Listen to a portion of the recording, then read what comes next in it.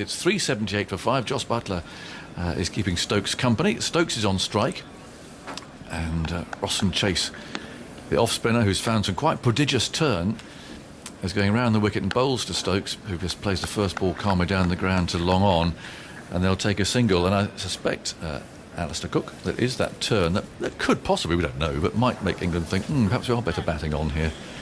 I'll be surprised if they batted all day today. Certainly with a slightly dodgy forecast tomorrow. But, we're talking about Ben Stokes, up and down the gears, and he had a bit of a licence when Dom Sibley and him were at the end of their partnership, and he attacked and then carried on kind of playing the same way with Ollie Pope. Then he realising you lose 2 wickets quickly, you have to rein it back in. Goes Chase, bowls, spins into Butler's pad. You've got to rein it back in. You can't afford to lose it. Another wicket. We've been reckless. You've kind of let West Indies back in the game, but a little footing back in, and then 450 looks a long way off. It just shows what a complete cricketer he's becoming. He wouldn't have been able to do this 3 or 4 years ago. Chase over the wicket, bowls, and Butler's forward. That comes away off an inside edge. There's some spin there, and runs away down to deep backwards square leg for a single. Butler goes to 13. 380 for 5. So you're still looking at 450-ish and a bowl tonight? I think so. Yeah. If we're talking Ben Stokes in the form of his life, how well he's batted since 2019, he struggled to score. It's only when he really went for it and took the risky options that he managed to score. Otherwise, he's struggled to. Chase round the wicket, bowls to Stokes, who watches that spin harmlessly by.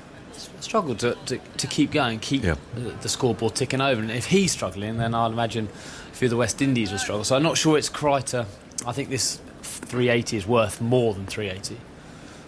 Chase round the wicket, bowls. There's the reverse sweep. He's hit that hard too to the man at a backward point. The throw comes in. He's quite deep there. He's positioned as much for that shot as for an orthodox forcing shot. But a single was scampered. Stokes goes to 174. It's 381 for 5. And I suppose, that method of 450, 470 bowling tonight, it does give you 1 or 2 more options during the course of the game, whereas if you do go big... You're thinking big, aren't you? You want to go big, don't you? Well, I'm just saying it could be an option, but you've then only got, really, the option of bowling West Indies out, making a follow-on and winning from there, haven't you? So you do have more options the other way. No, I just lobbed it out there as being a possible. Here's Chase bowling. Butler drives. So be careful. That spun and almost there popped back a return catch to Chase, who's taken 4 for 109. And it's 381 for 5. Talking of 10 kilometres, you said you were going to run 10 kilometres tonight, didn't you? No, not tonight, tomorrow. Tomorrow morning? Either tomorrow morning or tomorrow night, depending how early I wake up. Right. And how I feel. I did 5k this morning. There's that Andy Moles Just Giving page. Yeah, I did 5k this morning, and I think I'll do it tomorrow evening, especially if... But then we could be on late, couldn't we? It's a slightly dodgy forecast. We've got this so-called Michael Vaughn Japanese night. Yeah, I wouldn't hold out too much hope for that. No. Mind you, I didn't hold out too much hope for your curry night down in Southampton, and it was magnificent. Thank you. It was. It's the first praise I reckon I've received in 2.5 years with you, Owen. Actually, 12.5 years since you started commentating on me. You haven't forgiven me for that commentary, have you, on your wicket? I didn't know there was that many adjectives to describe a ball so badly. The only word I didn't use was a widely used cricketing word, which is filth. It's double standards. If Harold Law would have bounced someone out down the leg side, you'd have been singing his praises. Yeah, well, yes, possibly. Yeah, well, of course. 381 for 5. And we've got Roach still looking for a wicket. Coming out. Oh, now Stokes has charged him and forced off the back foot out towards deep point. The field a bit sluggish out there. And lots of shouts and cries of, come on, get the ball in. And some applause now, because it did keep them down to the 1 run. But a sign of aggression from Stokes, because that was coming down the pitch, actually playing a shot, rather than, as we saw, Southampton coming down the pitch and just trying to put the bowler off his length. So maybe he's going back into his quick gear again. Do you like Japanese food? Yes. I'm not very good at identifying what it is. You know what I mean? It's the names of the various different things. Order of the pictures. Yes, and I know what they are when I see them on the picture. There's Roach bowling short, but swings and misses. It's taken by the keeper. See, they're very big in New Zealand, aren't they? And I love those the sushi trains. I love sushi. Yeah, I like that for while we were there. Michael's big into his Japanese food. He's promised a lot, hasn't he? He's promised a lot. The only problem that Michael has is that as you had a nice room available in Southampton, didn't you, that was laid out. It's this hotel, not really, haven't got a venue yet, I don't think. Up comes Roach, Bowles, pushed away by Butler.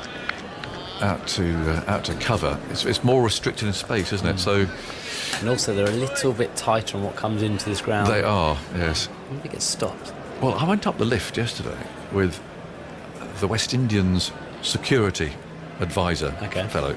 I hadn't met him before. Nice chap. And he got off at the second floor, and as the door opened, the lifts, the lift area, the sort of, where you come out, or the lobby of that floor, if you like. Here's Roach bowling down the leg side. Dutch dives and takes that. There's a cry from Holder for a catch, but not out. It's 2 for 5. Was full of cardboard boxes. I mean, I think most of them were Amazon, and it was just absolutely. I mean, as far as you could see, with just cardboard box after cardboard box after cardboard box. I mean, they've got to keep themselves entertained somehow. So there's going to be no excuse for Vaughn not to get something in. The only issue that there is, and I'd like to know how you got away with this, is Roach Bowles outside the off stump, no stroke from Butler, was that, as you know, every time you bring anything in, like your luggage and that sort of stuff, it's got to be sprayed, isn't it? Disinfected. So you can do that with your Amazon parcels, but I don't know if you want to be doing it with your Japanese sushi, do you? How did you get the Indian? Yeah, okay. Well, actually, I'm not going back to Southampton, I don't think so. Yeah, just bribed a man on the door and it's all right. I think he had a lovely chicken tikka masala. Excellent. But we'll see how Michael gets on with his Japanese. 382 for 5. In comes Roach again. Shoulders rocking, and he bowls, and that's pushed away up to mid-off. And there's no run. You're a Curry fan, is that right? I'm just reading it. I've not seen this message coming up here, but listeners have been suggesting that you haven't been name dropping, have you? An Indian restaurant in Woking. You claimed you'd never been to Woking. This is when I know there's something going on behind the scenes, because this morning, yes, Agus, you missed out when I was on air with Isha, that I was accused of not letting these people in, or they're emailing and saying that I'd thrown people out of curry houses, and it was Croydon they were accusing me of. Now it's suddenly Woking. There's a run for Stokes, turning it out towards deep square leg, and they've taken a single. 383 for 5. I mean, Woking's famous for its restaurants. Absolutely, it's an Italian restaurant. I seem to think it was quite popular. I've definitely been to Woking. I was trying to work out when I went to Croydon. Right. So now I can see there's something going on. And normally, I've all seen these videos of you winding up boycott.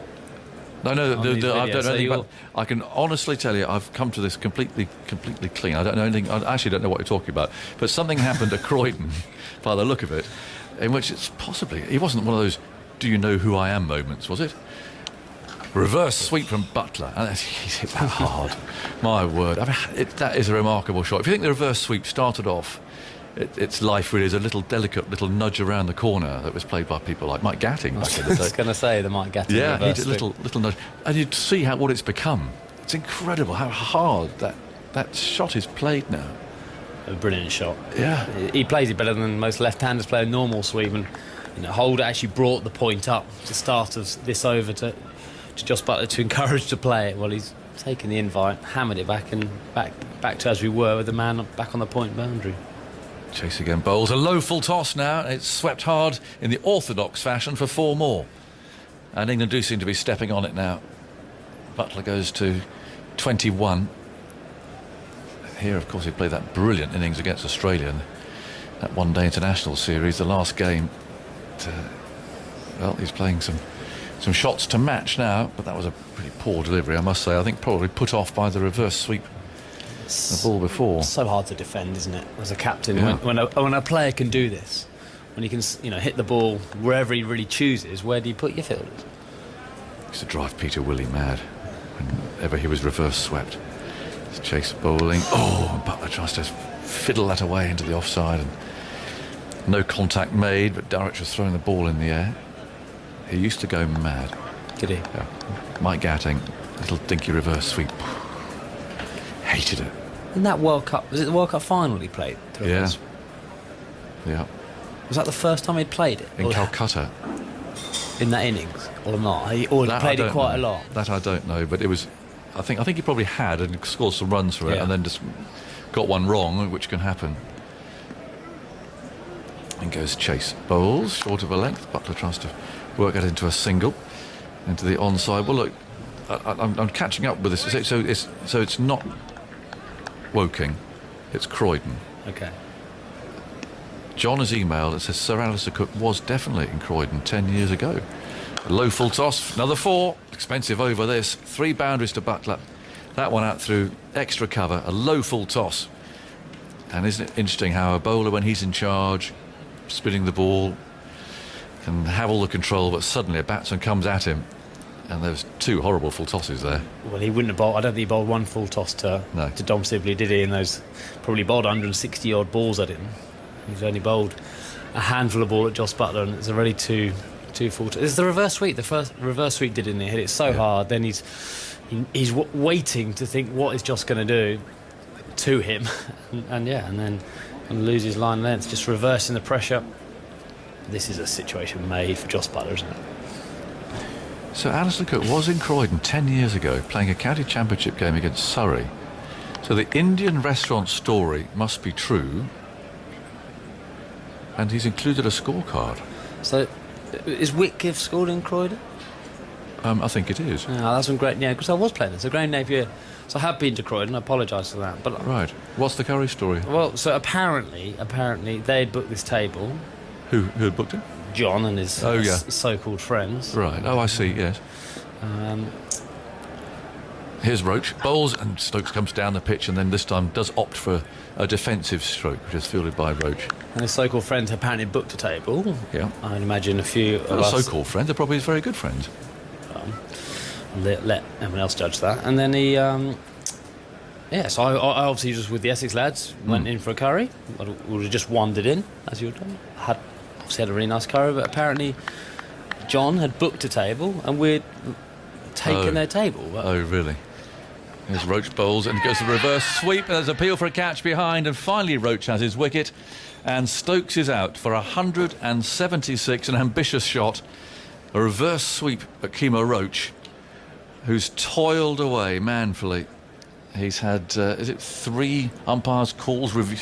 Yes. OPW. One in his first over of the series. This is his 71st over of the series, and finally his first wicket. But he's been very economical, just going at fractionally over 2 and over. It takes him to 194 Test wickets, and he hadn't taken a wicket in his previous Test, so he'd gone over 80 overs since his last Test wicket.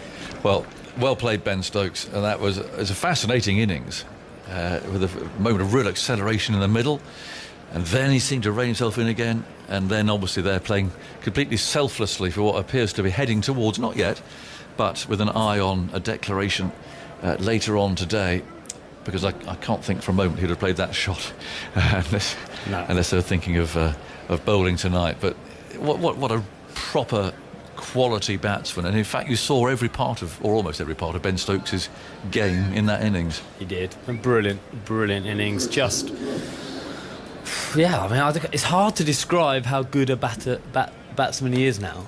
You know, every single situation he's got a game plan for. He's got a really tight defence. He can spin against seam, he can attack, he can play the situation, he can score all around the ground. I actually just love watching him bat. Yeah. And that record since he's come back from that Bristol incident has been phenomenal. And England's most reliable batter coming in at 5. It's a pleasure to watch, and just to be, hopefully we've got a few more years left of that, haven't we? Well, his mum can go to bed now because he's out.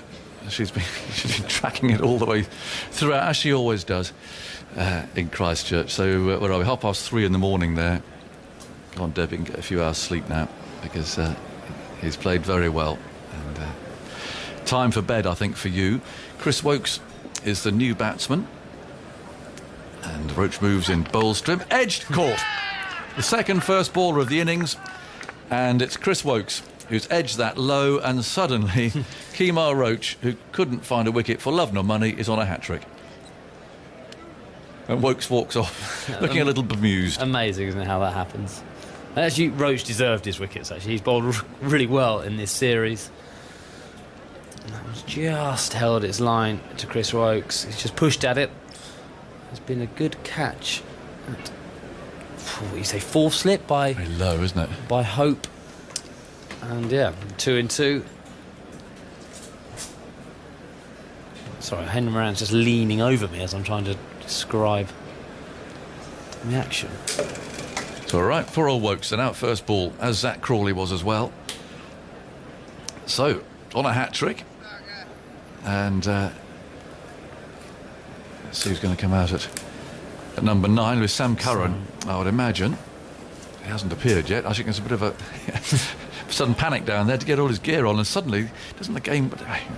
There's still a lot of runs on the board, but not as many as England would want, I don't think, at this situation. And from where they were as well, 341 for 3, 395 for 7. Ben Stokes' innings, 176 from 356 balls, 2 sixes and 17 fours. His second highest score in Test cricket in his 10th century. A great knock. Thanks, Andy.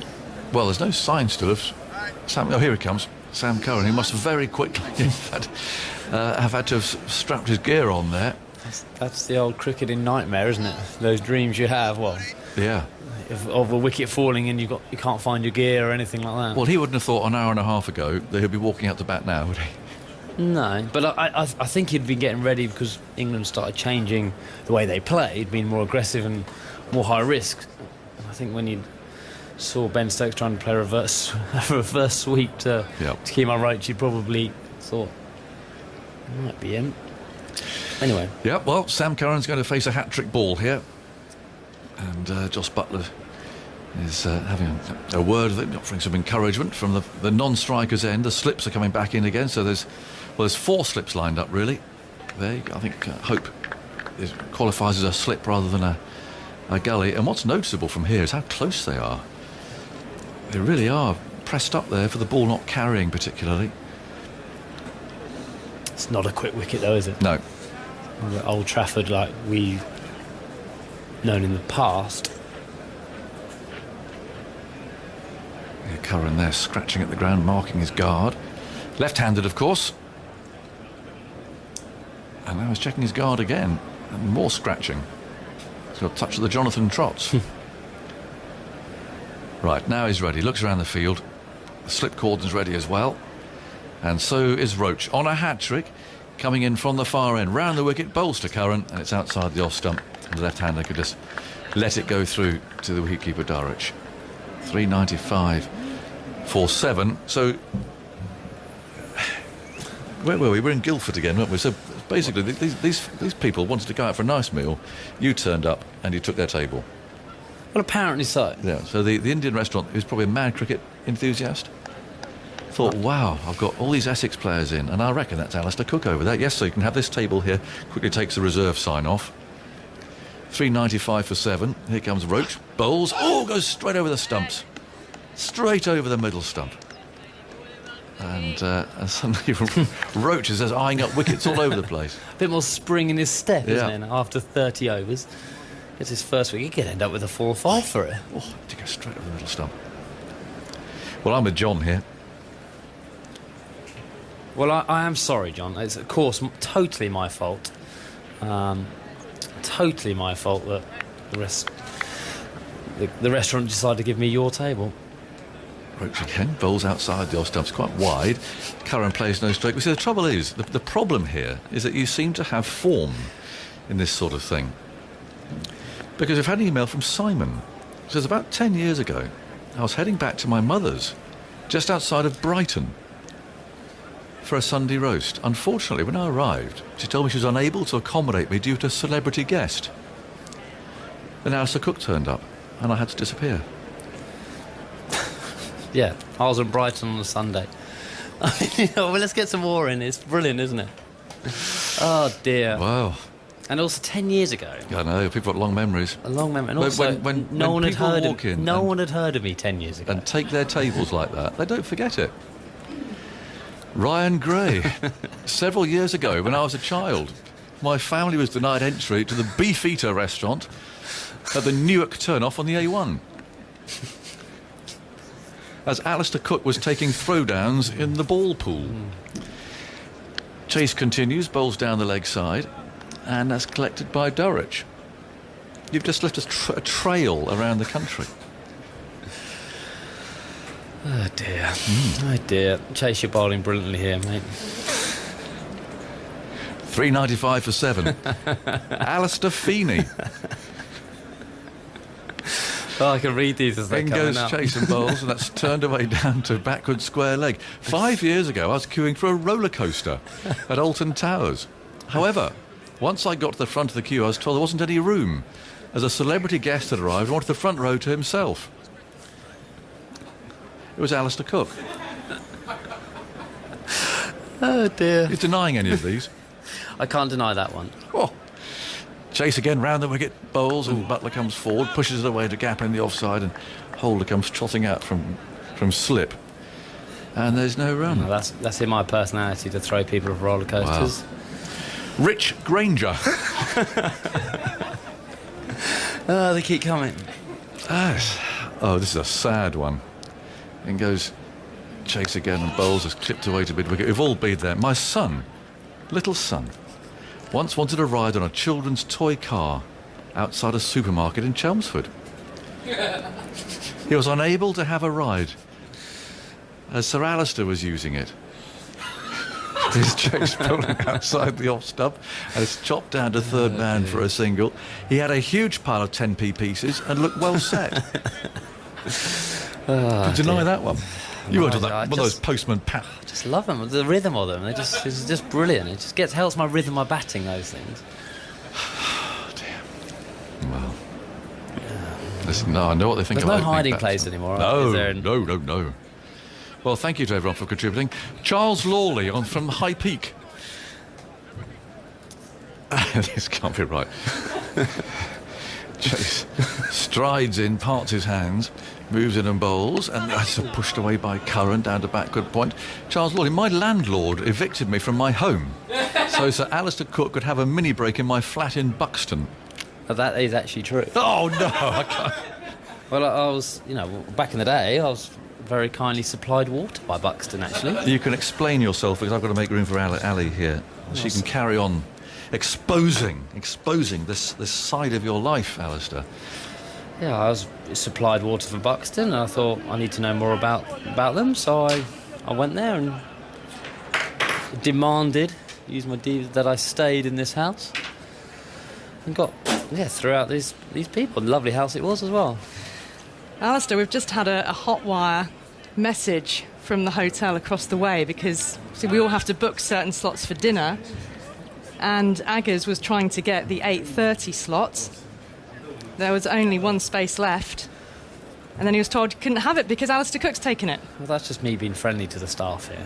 I'm always smiling, always nice to everyone, say please and thank yous, which Aggers could learn from.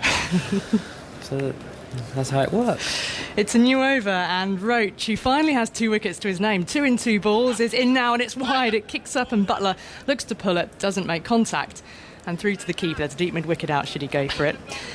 Duncan Taylor has got in touch. In 2011, I decided to do a charity parachute jump and booked in advance, lost weight, and got myself into shape. On the ramp into the plane, I was turned away because they said a celebrity guest had just arrived. Imagine my frustration when Alistair Cook turned up in a full fluorescent yellow jumpsuit. This one full to Butler. Turns into mid-wicket, no run. Yeah. I could imagine this yesterday when we were watching the partnership with Dom Sibley and Ben Stokes, and not much was happening.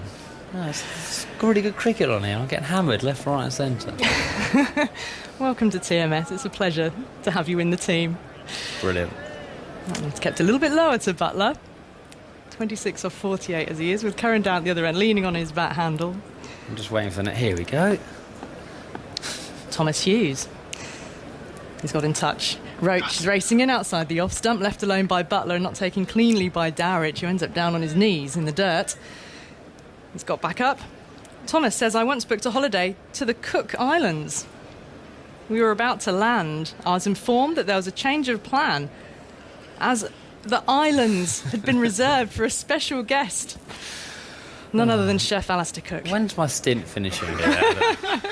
It feels like I've been on for 4 hours. This story gets worse. I'm afraid things took a turn for the worse for Thomas Hughes as Roach is in again and Butler meets it forward defensively, angling out into the offside.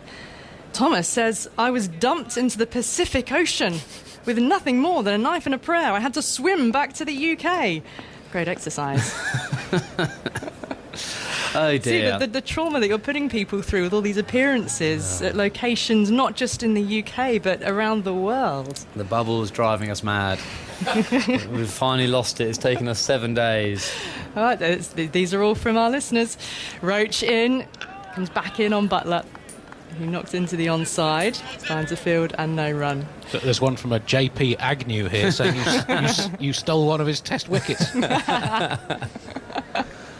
I've definitely stolen Agus's car park at Trembridge. He was not amused. Oh, did you? My first ever day with TMS. Did you not see the placard that gets placed out, reserved for lead commentator? He was not happy. Roach turning at the end of his mark now. A bit of sunshine breaking through the dark cloud here at Old Trafford. Defended by Butler, getting forward to Roach into the onside. No run to end the over. 3.96 for 7, England. Butler on 26. Curran yet to score. Phil Lynch in Wrexham gets in touch. Where? Wrexham. Phil Lynch in Wrexham. In April 2013, I was scheduled for life-saving open heart surgery. Shaved and prepped for the procedure. I was being wheeled into the theatre when who should I see on a trolley? Go on, Ali. He's not laughing. This poor bloke's dying, and you're laughing at him, Ali. Do you want me to carry on? When who should I see? Oh dear. I think it's on a trolley in front of me. Let me go. Do you want me to carry on? Much. England cricket captain Alistair Cook complaining of an ingrowing toenail and the threat it posed to his participation in that summer's test series. And he says, my chest hair never grew back. I mean, really, stopping people having life-saving surgery. No, the image is just... it's gone, isn't it? Chase, 4 wickets to his name, and Butler on 26. He's in and he's defending. And there is no run. 3.96 for 7. I mean, where are you going to get to tonight? I mean, I'm waiting for more. There'll be more in the morning. No, well, I want to see some more. There must be some more stories about me out there. Here we go. There certainly are. Chase in, going back, playing with a very straight back to the offside. I've got to go. I'm sorry. Someone else has got to be. Someone's got to be due in this seat. Well, I've heard that I think Tuffers was about to come in, but Alistair Cook has taken his commentary slot. Chase is in, clipped into mid-wicket, doesn't get past the field. Throw comes back into the keeper. No run. Another dot ball being dotted up at the moment. Curran, 7 without scoring. Andy Plowright, a few years ago, was due to go onto the International Space Station as Chase is in around the wicket. And Curran, or bottom edge, could have rolled back onto the stumps. Dowridge is left to pick up. We've got Jason Holder in there at slip if there's a top edge, but this one from Chase turned a little wide, yeah. Bounced. Really Bottom edge bounce. off the ground into the inner thigh of the keeper as Chase is in again, forward defending well to this one. A bit quicker. Actually, the last ball was a slow one, and that really gripped the surface to bounce. And that one, he slid through probably another 5 or 6 miles an hour quicker. I reckon if I keep talking, you won't be able to read the emails out. I was about to say, don't think your analysis of Roston Chase's bowling is going to divert me from the International Space Station. Forward comes Curran, ball of foolish length, and Chase picks up in his follow-through. Andy Plowright, end of the over, 3.96 for 7. A few years ago, I was due to go onto the International Space Station, but I was turned away at the airlock because there was a celebrity guest on board. I had to make do with my dehydrated sandwich and a packet of Monster Munch brackets pickled onion on the space shuttle. And who was it? It was Alistair Cook.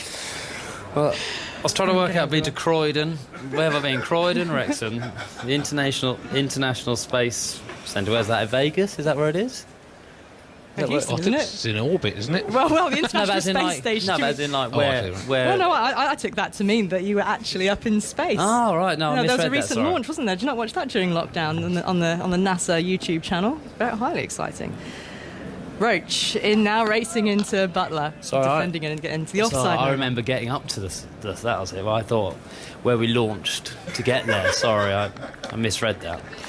Very confusing. You'd obviously had to climb into a shuttle to then get blasted into space and eventually go into absolutely. orbit and then dock. Absolutely, that's what I was talking about. Yeah, dock onto the International Space Station. I'm off. before This is the dramatic ridiculous. entry. Alistair Cook. Well, I'd say any more stories. He'll be back on commentary again in another hour, I imagine.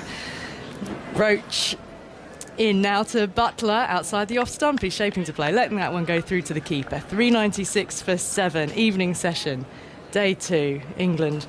Having lost a little flurry of wickets, actually, they were 341 for 3. They lost 4 wickets for 50-odd runs. And now Curran and Butler out there in some watery evening sunshine at the moment with dark clouds. Good afternoon, Tuffers. Afternoon, Andy. Vegas. Have you travelled around as much as Sir Alistair Cook? As well, a yeah. Roach is in now, full off the toes. It's been well stopped at mid-wicket, sprawling stop to save runs. Well, Jermaine Blackwood getting down to it. I just came in there, and I have been at Vegas a couple of times, and I must admit it did feel like space on a couple of occasions. Which hotel in Vegas did you go to? Because you can travel to as many different sort of countries and locations in Vegas as you want, can't you? Yes, that's right. We went to the Wynn. The Wynn? The Win. The Wynn, and the... Roach in now, getting up on his toes, Butler, just tucking it into the leg side. and the one with the gondolas. Oh, that's sort of the Venice Yes, that's area. right. I've been to the gondolas there. I've been on a gondola as well. Yes. Yeah. The Eiffel Tower is there, Egypt, the pyramids. Yes, and it sort of gets dark, because it's inside, and it sort of gets dark, even though you're inside. Remarkable. And then sort of gets light as well. So if you stay there for quite a while, you can, go through all the periods of the day. Most of the time, you have no idea what the real time of day is. No, you don't. Roach in now to Butler outside the off stump. Striving and striving, Roach, for another wicket if he can. Do you feel Roach's delight when he eventually got the breakthrough? And it was the big wicket of Ben Stokes as well, wasn't it, for him? What a shot as well, after playing so beautifully. Obviously decided to become a bit imaginative and try to sort of reverse scoop the fast bowler, the quick, and just caught up with it and got a glove, and then poor old Chris Wokes comes in and nicks off next ball. Butler waits as Roach is in, shouldering of arms, good bouncing carry. It sort of almost left Dowrich. He wasn't able to take it, parried it away, and he's been left running backwards as if the power of the ball, it's like a massive force of wind came at him. And we did say, 96 didn't we? for 7. We did say that they're bound to lose a couple of wickets after tea, and it was exactly right. So what's the plan from here then? How are Well- we reading things? Because we've got Butler's been in there for a while, 58 balls. A new batsman in Sam Curran. Bess and Broad, 2 men to come. How many overs left in the day today, Andy? So 33 overs left today. So they want to be somewhere. They want to be somewhere near 450, don't they? I mean, it might now be the rain coming England in. don't get an opportunity to Yeah. declare, and Yeah. West Indies bowl out, and it's West Indies who move the game on. Yeah, I think it's just be positive now. Be positive. Run between the wickets. The field's spread, isn't it? Lots of ones and twos. Get as many as you can. Yeah. Chase in, Sunshine cuts, but well fielded, extra cover. It's a half stop in the end. I thought he'd got it. Campbell chasing. He's saved a single though in the end. I mean, it is that lovely period of play, though, isn't it? When you can just have a little dart at the openers. Those openers will be going, I don't want to be in tonight. Got nothing to, nowhere to go as an opening batsman. You can only lose your wicket. Chase Fuller coming forward to it. He's into the offside again, taking a quick single. Butler moves on to 27. And I wonder how many times, sort of, you do get an opener out in the last sort of 45 minutes of play. So frequently. I know you're giving Andy Zaltzman a half glance there. You ran off at the end of your stint without letting me finish my last lot of homework. Tuppers just likes to stack it up for you. No. No, but it always seems to happen, doesn't it? Chase it around the wicket, and that's been driven along the ground, but only as far as extra cover, and leaves Butler examining the toe end of his bat. Yes, you heard that. You felt that vibrate through the old hands, didn't you? But I think they'd want enough time just to let the spinner have a couple of overs as well, especially to the openers, one of them probably being Campbell, left-handed. Chasing again off the outside edge, but it bobbles into the ground. Holder is there at first slip, but it's safe. Well, that's it. You look at the West Indies lineup, and from Don Bess's point of view, off spinning as Roston chases, think, if only the West Indies had another couple of left-handers in there to take the ball away with the footmarks. But the one thing that the offie's always looking for, 2 right-handers. As chases in around the wicket going back, Butler turns it square. The ball bobbles on the square on the cut pitch before it's picked up. No, 1 run taken. And I know I've been rattling on about it a little bit, but the bounce, and there is bounce here. I think as a spin bowler, sometimes you'd rather the bounce than actually the turn, because you just can't sort of rock forward and look to smother the spin as a right-hander to an off spinner. But if it bouncing, the gloves come into it. If you're back, it can sort of get off gloves and hips and things and go to the men round the corner. Chase in, defended by Curran, getting well forward, back up the pitch, and Chase picking up. Dot ball to end the over, 398 for 7. Curran 1, Butler 27. To remind people of what has happened in the last about 40 minutes since the resumption after the tea break, just about. Wickets that fell quickly, in terms of those 4 that fell for 50-odd runs. It was, Sibley was out for 120. This was the 4th wicket to fall, breaking the stand of 290 between he and Ben Stokes, and that kept the West Indies at bay pretty much all day. He's a killer, isn't he? He's a killer. It's a beauty of a partnership, that. Batted for 94.4 overs together. So 260, not 290. Oh, 260. I don't actually have 260 written down, so that's me not reading my own writing. Here is Roach racing in, cuts back in on Butler a touch, but he's in behind it, back up the pitch and no run. Ben Stokes, as you mentioned, Tuffers, reverse sweeping Kemar Roach to be caught behind by the keeper. 176 for Stokes, and then that brought in Chris Wokes, first baller, caught in the slips. How's your luck? Thick edge. So 2 and 2 balls. Roach was on a hat-trick. Second time in this match we've had a bowler on a hat-trick. And he's racing in again now. And this one's dipped away. It's a full toss. Straight to mid-wicket, though. And no run. But Roach moves up a little bit closer towards the 200 mark. Is he now 195? We had various people inquiring about the longest wicketless stint that a bowler has suffered. Kemar Roach had 513 balls in between getting Virat Kohli out for a golden duck and then getting Ben Stokes out in this game.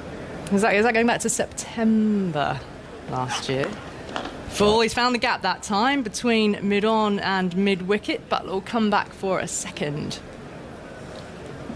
Yes, in September last year. So 513 balls, nowhere near the all-time record. It's quite hard to know exactly because the ball-by-ball information is not available for most Test matches before, certainly about 1980. I've been in contact with Andrew Sampson, and he says the longest he knows of is Maurice Tate, Great England medium pacer in the 1920s. As Roach is in now to Butler's on 29, tucking this off his hip behind the square leg umpire and setting off quickly for the first run and coming back for the second because the fielder has to come in from the deep. Throw comes back into Roach, and England have gone past 400 with 402 for 7 now on the board. Nice. Greetings to Andrew Sampson, by the way. Yes, he bowled, Maurice Tate bowled 952 balls without a wicket from the second innings of the Adelaide Test of the 28-29 Ashes. He bowled 100 wicketless overs in the final Test of that series, and then finally struck in the 22nd over that he bowled in the first Test of the 1929 summer. Relief for Morris. Full driven by Butler, but picks out mid-off, and there's no run.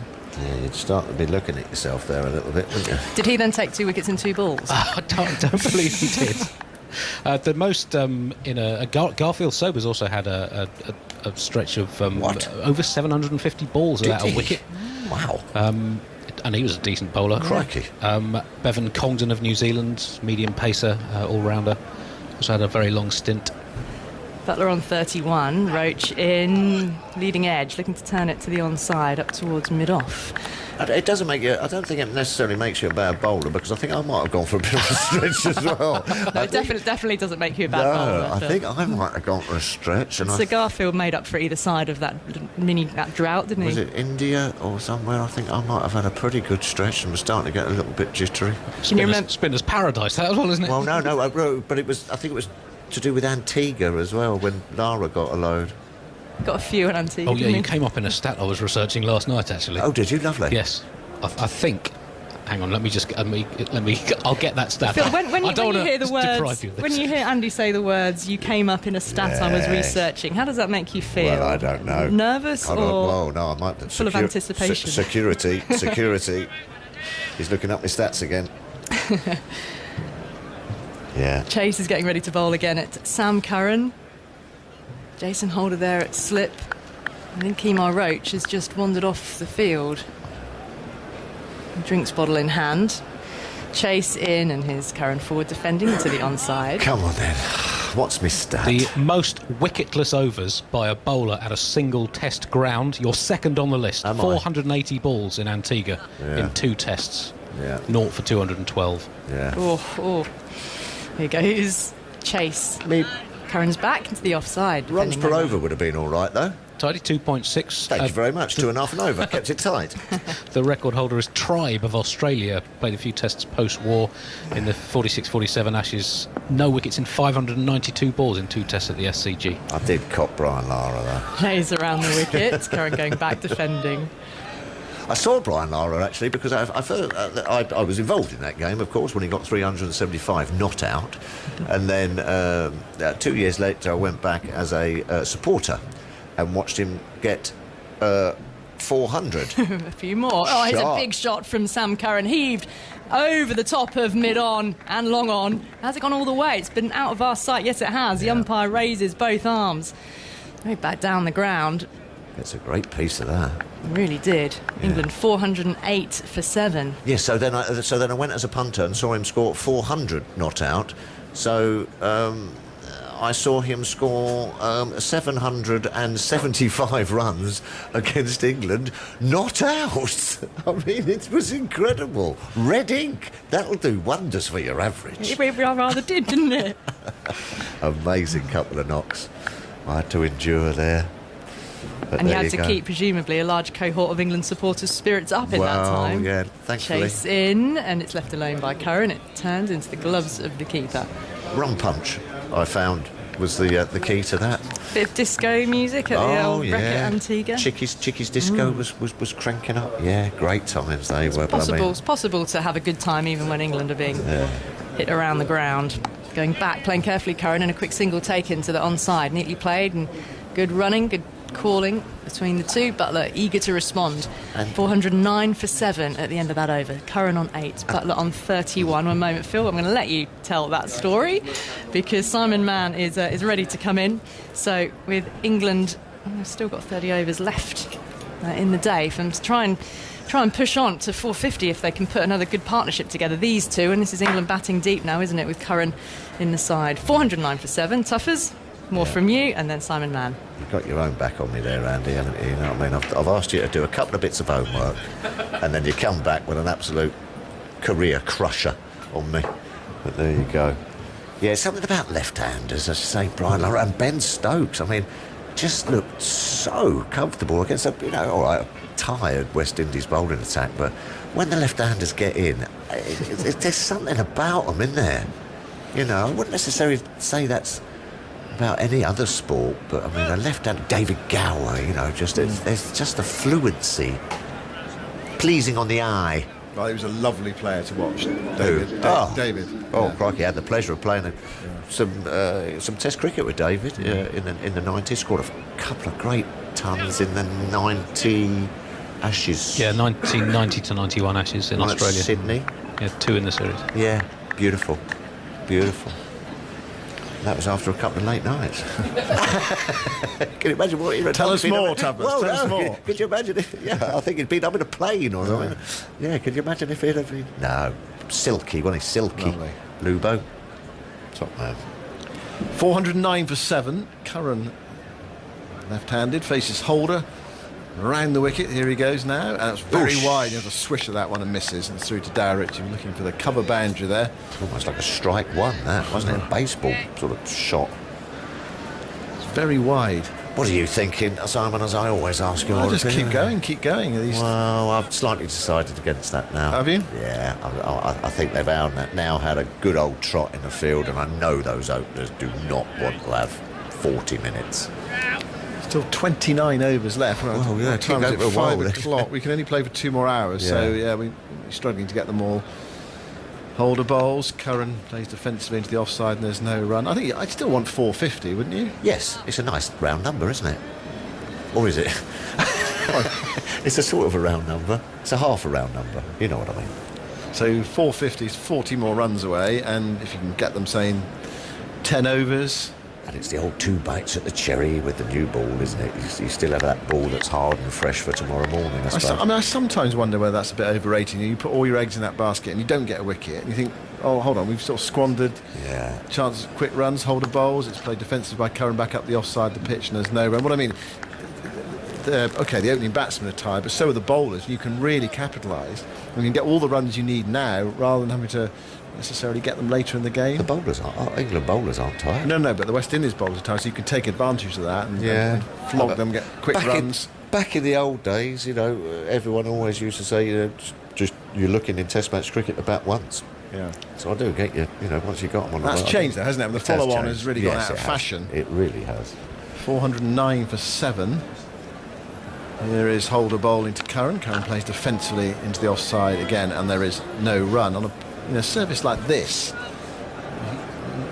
probably if England could re-pick their side, they might want to have an extra spinner with the slow left armour. Mate, it is ragging. Yeah. It is a Bunsen burner with bumps. So if you had 2 spinners, you might be looking to bat only once then, because you could enforce the follow-on and use the spinners a lot in both innings.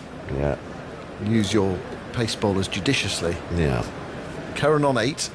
Holder bowls, and Curran gives himself a bit of room there and nudges it into the leg side, and they pinch the cheekiest of singles. He goes a couple of metres from the bat on the onside. Dowrich rushes forward, tried to prevent it, can't do so. 410 for 7. A few tired legs out there now in the West Indies, and that's what they'll be thinking, and a few tired minds as well. Must be difficult. I mean, I'm sure you've had a chat with Sir Alistair about how he regenerate, and has to go down there. You only get 10 minutes, don't you? 10 minutes, next thing you're out there, you've got a new ball, and someone's steaming in it. Difficult thing to do. Holder to Butler. Butler nudges into the leg side, too close to mid-wicket to attempt a single. Picked up by Blackwood, and there is no run. 410 for 7. West Indies have been out there for 151 overs. Ouch. Quick word on Kemar Roach. His last spell, 5 overs, 3 maidens, 2 wickets for 5 runs. Finally breaking that wicketless spell we were talking about, and that was his 8th spell of the innings. So pretty impressive to maintain that level of accuracy and economy through that stint. Yeah, it's been remarkable from Roach. Now Tuffers. Yeah. A cricket match played between 2 teams. Well, normally since I last looked. Okay. 3 teams playing in the same match, 8 players per side, and some international stars. A new cricket format launches in South Africa tomorrow, and it will be streamed on the BBC Red Button, iPlayer, and website from 10 a.m. Some big name players playing as well. Here is Chase, round the wicket, bowls to Curran, who stands up and forces into the onside, but straight to Blackwood, and there is no run. 3-team cricket. Yeah. We'll see 3 teams compete for the Solidarity Cup at Centurion, venue north of Johannesburg, where England won the T20 series, last match of their recent tour. Chase bowls, Curran's forward, playing to Campbell. Extra cover, there's no run. The match will be held on Nelson Mandela International Day and will help raise funds for those involved in cricket who have suffered during the coronavirus pandemic. The Eagles are led by A.B. de Villiers. Here is Chase bowling, and Curran blocks a shot into the onside, and he beats the straight mid-wicket fielder as well. Blackwood has to run back, so Curran gets a single. He's on 10, 411 for 7. So the Eagles, led by A.B. de Villiers, Wicketkeeper Quintin de Kock takes charge of the Kites, and the Kingfishers will be captained by wicketkeeper Heinrich Klaassen after pace bowler Kagise Rabada had to withdraw due to personal reasons. I did have the sort of rules explained. Well, yes, I'd like to hear. Well, I don't care who's playing. yeah, so Chase bowling to Butler, brushed away into the leg side. He's looking for two here. It's one of those one-day international twos just outside the circle, and they get it as well. The throw comes into the non-striker's end, and there has to be some sharp backing up as well to prevent overthrows. Surely there can only be still two batsmen at the crease at one stage. Fortunately, I mean, I read about the rules and I couldn't get my head around it, but I've got some notes in front of me which might help explain it. 4:13 for 7. A match is played between 3 teams of 8 players. Okay. Oh, right. Chase round the wicket bowls. Butler drives to long off for a single. 4:14 for 7. So that's quite radical to start with. 36 overs in 2 halves of 18 overs. Right. 1 innings of 12 overs each per team. Right. Bat and bowl to one opponent in each half for 6 overs. He's starting to struggle here. I am as well, I have to confess. Yeah. Right. After the 7th wicket, the last batter stands alone. Chase bowls to Curran wide and spinning away. Curran leaves it, end of the over. 4:14 for 7. Curran 10, Butler 34. Yeah. Maximum of 3 overs per bowler to either opponent. And this is what normally happens in cricket, I suppose. The team with most runs wins. Oh, I know that one. Yeah. I know that one. Well, that sounds worth a look. Yeah. Worth a look. I didn't understand actually a word you were talking about just then, but I understood the one with the most runs win. Yeah. Well, it would be all for a great cause, of course. Yeah, and getting cricket back on as well in South Africa. Yeah. I suppose you're nicely socially distanced if there's only 8 of you. And it's live on the BBC Sport website and via the BBC Sport app, Saturday the 18th of July from 10 o'clock in the morning, if you want to have a look at that and see how it works. Interesting. Holder bowls, Butler clips it back with a square for 1, possibly 2. Shamar Brooks is onto it, sends in the return. Butler does come back for a second run. Looking forward to the 100 next year. That's one thing that I am looking forward to, which we will be covering, won't we? Yeah. Yeah, the Beeb. Looking forward to seeing how that all develops. I think it was supposed to start yesterday, wasn't it? I know, what a shame. On the day Dom Sibley dug in, a sort of contrast of styles really between the day, the 100 and Dom. Is that now becoming a day? The day Dom Sibley dug in? We might have many of them in the future.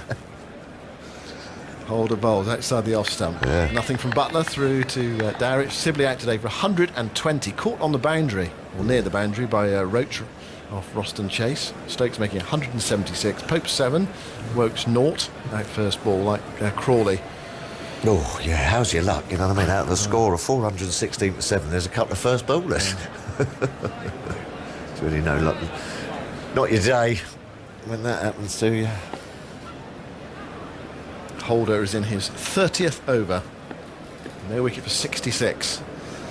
Moves into bowl to Butler. Butler drives, quite time. It's short of mid off for the single. Throw at the striker's end. Curran is home. Collected by Darrich. 417 for 7. It's funny what catches on. I remember when 2020 was first Never catch on. came out early in the 2000s. You thought, well, it'll only work if people go to watch it. There's no point playing it unless people go to watch it, because they did, and they're droves. And Was the first one at Durham?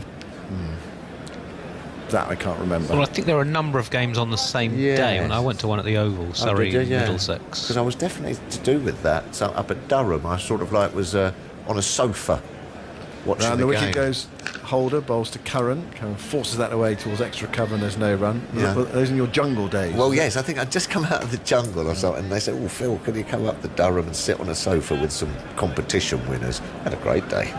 And I must admit, as I was travelling up there, having not been, sort of knowing quite what was going on, and then I got there and I said, well, hold on a minute. A lot of people were taking it very lightly, weren't they? Just hit and giggle and all that. And I said, hold on a minute, I think this might catch on, and it certainly did, didn't it?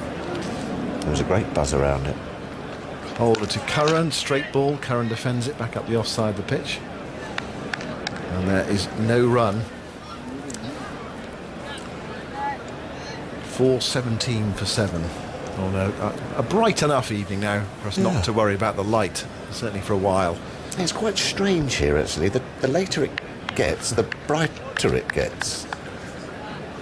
It might be something to do with the clouds moving over. Well, and obviously, getting but out of the way. Yeah, it doesn't usually go like that, though, does it? We've had that was yesterday. Got brighter in the evening as well. Holder to Curran. Curran checks the clip through mid-wicket, goes straight to the mid-wicket fielder, and there's no run, and that's the end of the over. 417 for 7. Is it drinks time? Michael Goff is heading off to the pavilion at the far end of the ground. Yeah, so the drinks are coming onto the field. Who knows what the game of cricket will look like in 50 years' time? Or... Who knows? It would be interesting to see, wouldn't it? I think we kind of like our Test cricket to stay the same, don't we? You know, we'd like them 50 years' time to still be doing the same kind of stuff. Well, you'd hope so. Yeah. Some things are sacred. The game of Test cricket is, it feels like it's under threat. I think we'd like it to thrive, not just sort of survive as it is. Yeah. And why is it so under threat whenever all these other formats, 3 teams, 2020 seem to take off? Well, I suppose it's because crowds are down and people are not able to go because of work, etc. Yeah. It's not an instant thing, is it? No, but I mean, lots of people follow Test cricket from a distance. That's what I'm saying. Via websites, TV, radio, whatever. Yeah. Love Test cricket.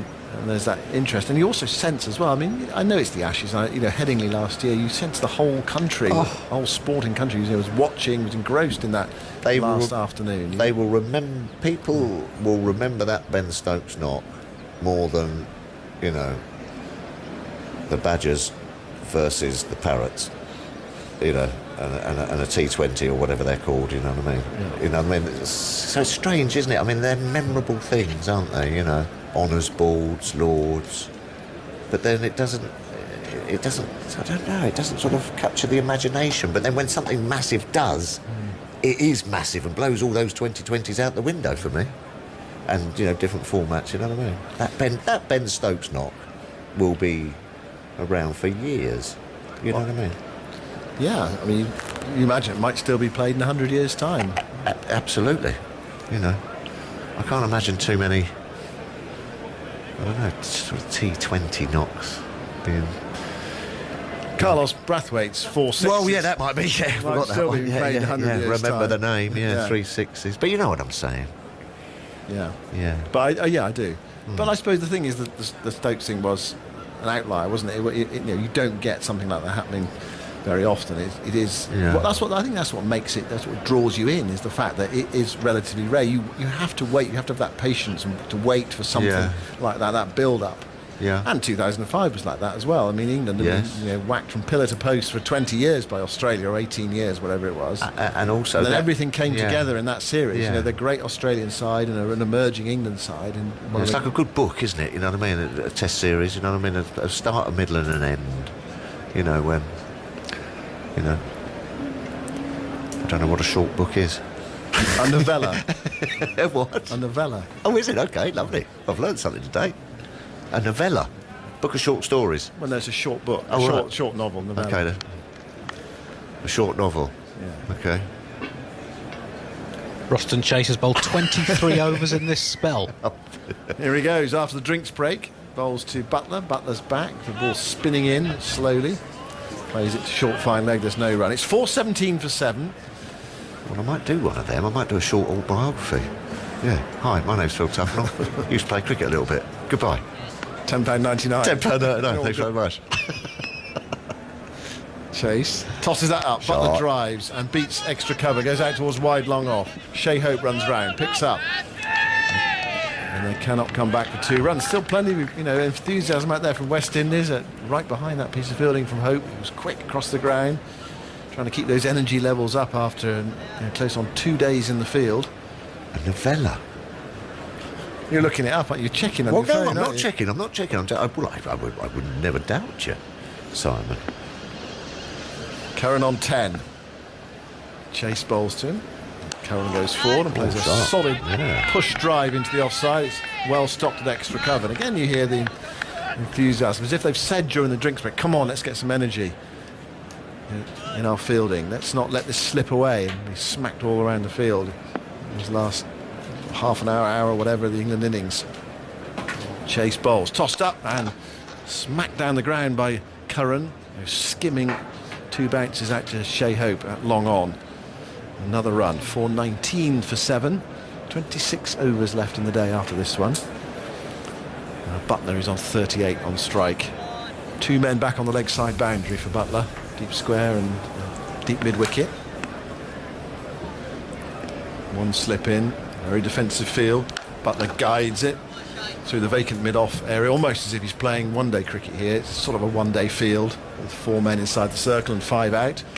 And Butler's working Chase around, as you have to do in those middle overs of a one-day international. 4:20 for 7. Butler 39. Leaning on his bat at the non-striker's end. Some welcome runs for him. He'd love to register a half century and then go on, really. Enjoy himself for half an hour or so. Chase bowls, tossed up, Curran sweeps, good contact, 4, down to the point. There is a deep back with square leg in, but it was away to his left-hand side and went very quickly past Shannon Gabriel. Really good contact from Curran. 4:24 for 7. And Michael Vaughn is here. Good afternoon. What are you thinking, Michael? As a former England captain, what do you want to do here? Well, I'd want at least 12 overs tonight, maybe 15. I think in terms of runs, in the first innings, you look at the way that a lot of the games are being played these days. I guess the rain tomorrow might change the course of a decision in terms of... Did you ever look at the weather forecast? Yeah, I did, yeah. Yeah, in terms of, these days they don't generally enforce to follow on, but you want to give yourself enough runs in the first innings in case you have to. Maybe lose a day of rain.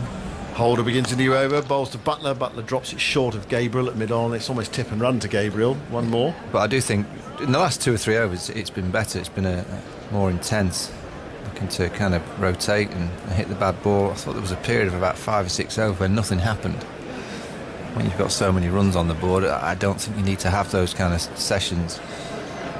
I'm sure they'll get the ball in hand this evening. They'll try and get a couple of wickets. Try and give Dom Bess, no doubt, a couple of overs as well to try and see if the off-spinner gets as much spin as we've seen from Roston Chase. Kemar Roach has been off the field. He'll be back with us at the end of the over. Holder bowls to Curran, who unleashes a drive towards mid-off.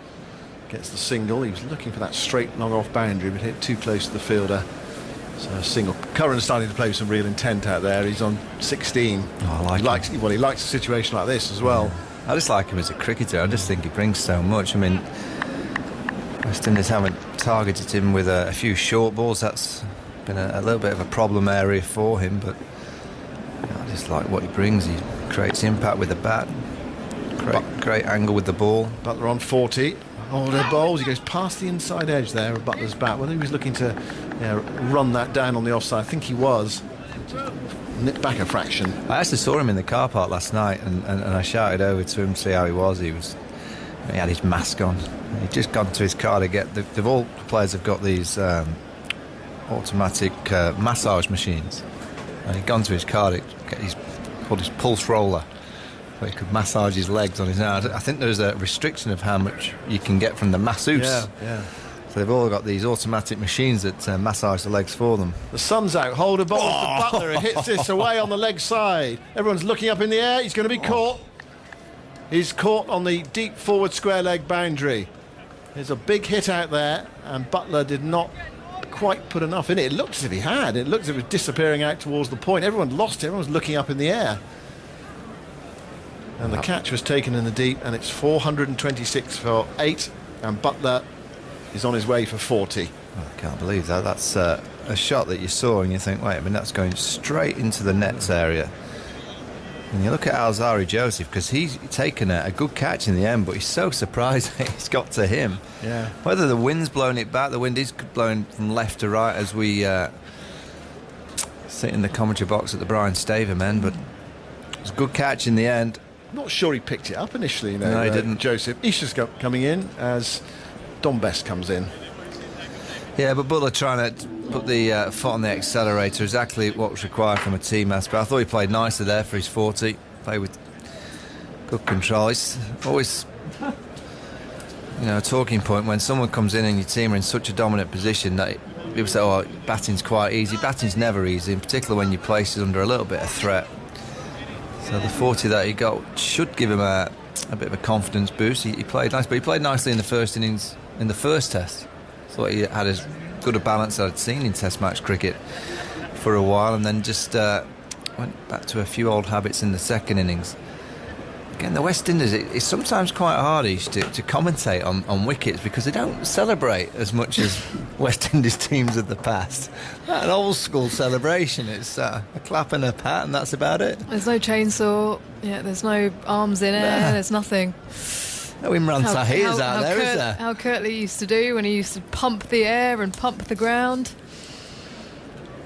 Well, slightly brighter here at Old Trafford. It's been fairly gloomy yesterday and this morning. Got a few grey clouds over to our left, over behind the point, some blue sky over to our right. And Jason Holder, I reckon he's bowled about 69 overs in a space of 8 days, Michael. And when he came back on for this spell, it looked laboured. Here he comes again then. Past the umpire, bowling to Curran, who dabs to the offside and comes through for an easy single because there is a man out at deep point. Cover will run to collect the ball. And that score now goes to 427. Yeah, he's just showing Alzari Joseph at square legs. The Butler plays a shot. He does not move. He doesn't move for about 4 or 5 seconds. And then I think he hears the shout. And then he realises that the ball's in the air and he picks it up and he ends up making a decent catch. You never see that often when you see a fielder where the ball's in the air and he's just not shifted. Not moved at all. He didn't have a clue. Don Best then out in the middle now. Taps his bat down as Holder bowls over the wicket and very close to the outside edge as it goes through to Dowrich. Flirting outside that off stump, and Jason Holder's got hands on hips. A few words to the new batsman in as well. Quite close there actually. Yeah, good outswinger. As that is the end of the over. 427 for 8 then. Don Best, who does have a test match 50, which he scored against Pakistan. I think it was 2 years ago now. And he's just having a chat to Sam Curran. Just watch it on the screen here, Isha. Alzari Joseph on the boundary. He's not moved. He's not shifted. Now he has, as it's probably about 10 metres from him. Well, he's so lucky that he's so close to him. Another 4 or 5 metres away from him, he wouldn't have got anywhere near it. Very lucky. Very lucky to pick that up in the end. As Chase will continue from the Brian Statham end, bowling to the left-handed Sam Curran on the back foot. It's generally how he likes to play it. Gets deep into his crease and plays it to mid-wicket. He's got a slip in, but pretty much everywhere else the field is out. He just had to look square of the wicket on the onside. I just wonder if he's going to try a hard sweep. Curran presses forwards, then dabs to the offside, the back foot. He's on 17 for his 38 deliveries. A couple of useful knocks in South Africa, playing in a very selfless manner. Can be attacking when he wants to be, is still in his crease, taps his bat, reverses, and it's out. Taken at backward point. I did wonder whether he'd hit it into the floor before it popped up, and that is 5 wickets for Roston Chase. Well, it's been tough going for the West Indies in the field, but Roston Chase has toiled away, bowling into his 41st over. The umpires are coming together, but Sam Curran is walking off the field. Well, he's deserved that, Roston Chase. 5 wickets, a great effort. He's bowled very nicely. Yeah, he's just come straight off the top edge of the bat. A simple catch. 5 wickets. Who's the last West Indian spinner to get 5 wickets in Englandish? I'll give you a clue. It was in 2004 at Edgbaston. West Indian spinner. West Indian spinner. It was the last one to get a fifer in a Test match in England. Legendary 2004. off spinner. Legendary off spinner is one of the Sam Curran greats. disappears off the field. On comes Stuart Broad as he just rehearses a couple of shots. Stop looking at Andy for help. He's not going to help you. 2004. 2004, a legend of the game. Legendary off spinner. 5 wickets. Tall off spinner. Have you got it, Adam? Come on. I'm thinking of tall off spinners for the West Indies. Suleiman Ben. Extravagant player. Extravagant player. You could say he's more of a batsman. Oh, seriously? The universe No boss. way. No way. Yep, Chris Gale. Chris Gale. That is incredible. 5 for 34 in 15.1 overs in England's second innings. I'm pretty sure England were well on top. I remember him starting a test match with a 6 over point. Yeah. First ball. He's actually got decent test figures in terms of batting. I think you'll find on that day at Edgbaston I was one of his victims. Oh dear. No, he actually Oh, caught dear. you out. Did he? Caught Gale bowled Lawson. As Chase bowls now to Broad, who's striding forwards, that long lunge of his in defence of the offside. Lawson. Jermaine Lawson. Jermaine Lawson, there you go, yeah. Caught by Gale. 5 for the universe boss. As Chase comes in now, bowls to Broad, who's driving. It finds its way to point, no run. So 2 batters out in the middle now on naught. And we've seen the reverse sweep a couple of times in this test match. Dom Sibley brought it out. Ben Stokes and Sam Curran. As Broad is pushing forwards and defending to the offside at the end of the over. It's 427 for 9. This is just the third time since Shane Warne at the Oval in 2005 that a spinner has taken 5 wickets in the opening innings of a test match in England. Warne took 6 for 122 in that famous game at the Oval, which no doubt you remember pretty well, Michael, and he took 6 in the second innings as well. Since then, Shakib Al Hassan took 5 for 121 here at Old Trafford for Bangladesh in 2010. Graham Swan, 5 for 159 against Australia, also here in 2013, and now Roston Chase. So very rare for a spinner to take a 5 in the first innings of a test in England. That's the opening innings of a test, so first innings batting, bowling first. I don't actually think it's a bad thing of being get bowled out now. And just get the ball in hand. If they get another 10 or 15 quickly, great, but I think it's more important that England start to look towards how they're going to get 20 wickets to win the match. As Jason Holder will continue from the James Anderson end. Here he comes now to Bess, who squeezes one out, bowled full on the off stump, finds its way to third slip on the floor. Yeah, I'm hearing what you're saying, Michael. Slightly different conditions to the West Indies had yesterday, where it was overcast at this stage, really overcast, really gloomy actually. The lights were on as well. There was a breeze blowing across the ground. It's slightly brighter at the moment. It's a bit plushed here, isn't it? It's a bit. You can just see the flags at the far end of the old pavilion there. It's fluttering away quite heavily. As Holder ambles in, Bess punches to extra, no run. How many overs left, Andy? What have we got?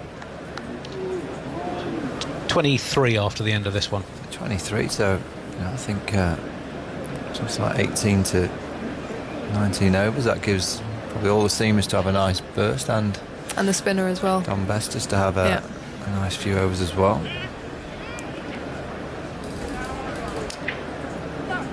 Jermaine Blackwood having a chat to Darrich behind the stumps before returning to second slip as Holder bowls to Bess, who's on the front foot defending to the offside. We're talking about wicketless runs. Holder just went over 35 overs in between getting Stokes out in the second innings at Southampton and his first wicket in his 31st over here. There was another curiosity come up, who's bowled the most wicketless innings successively, and that is jointly held by Virender Sehwag and Ricky Ponting. Both had gone 21 wicketless innings in between wickets. As Holder bowls, Best defends, back to the bowler.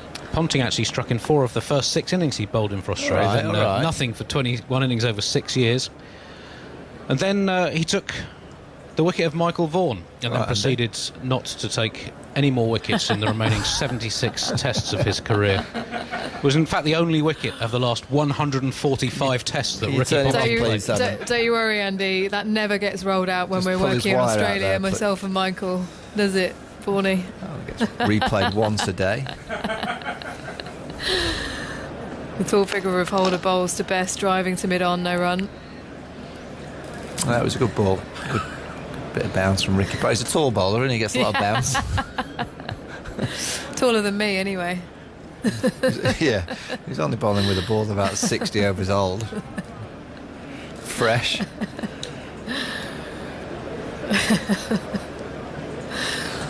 He still rips you for that every time.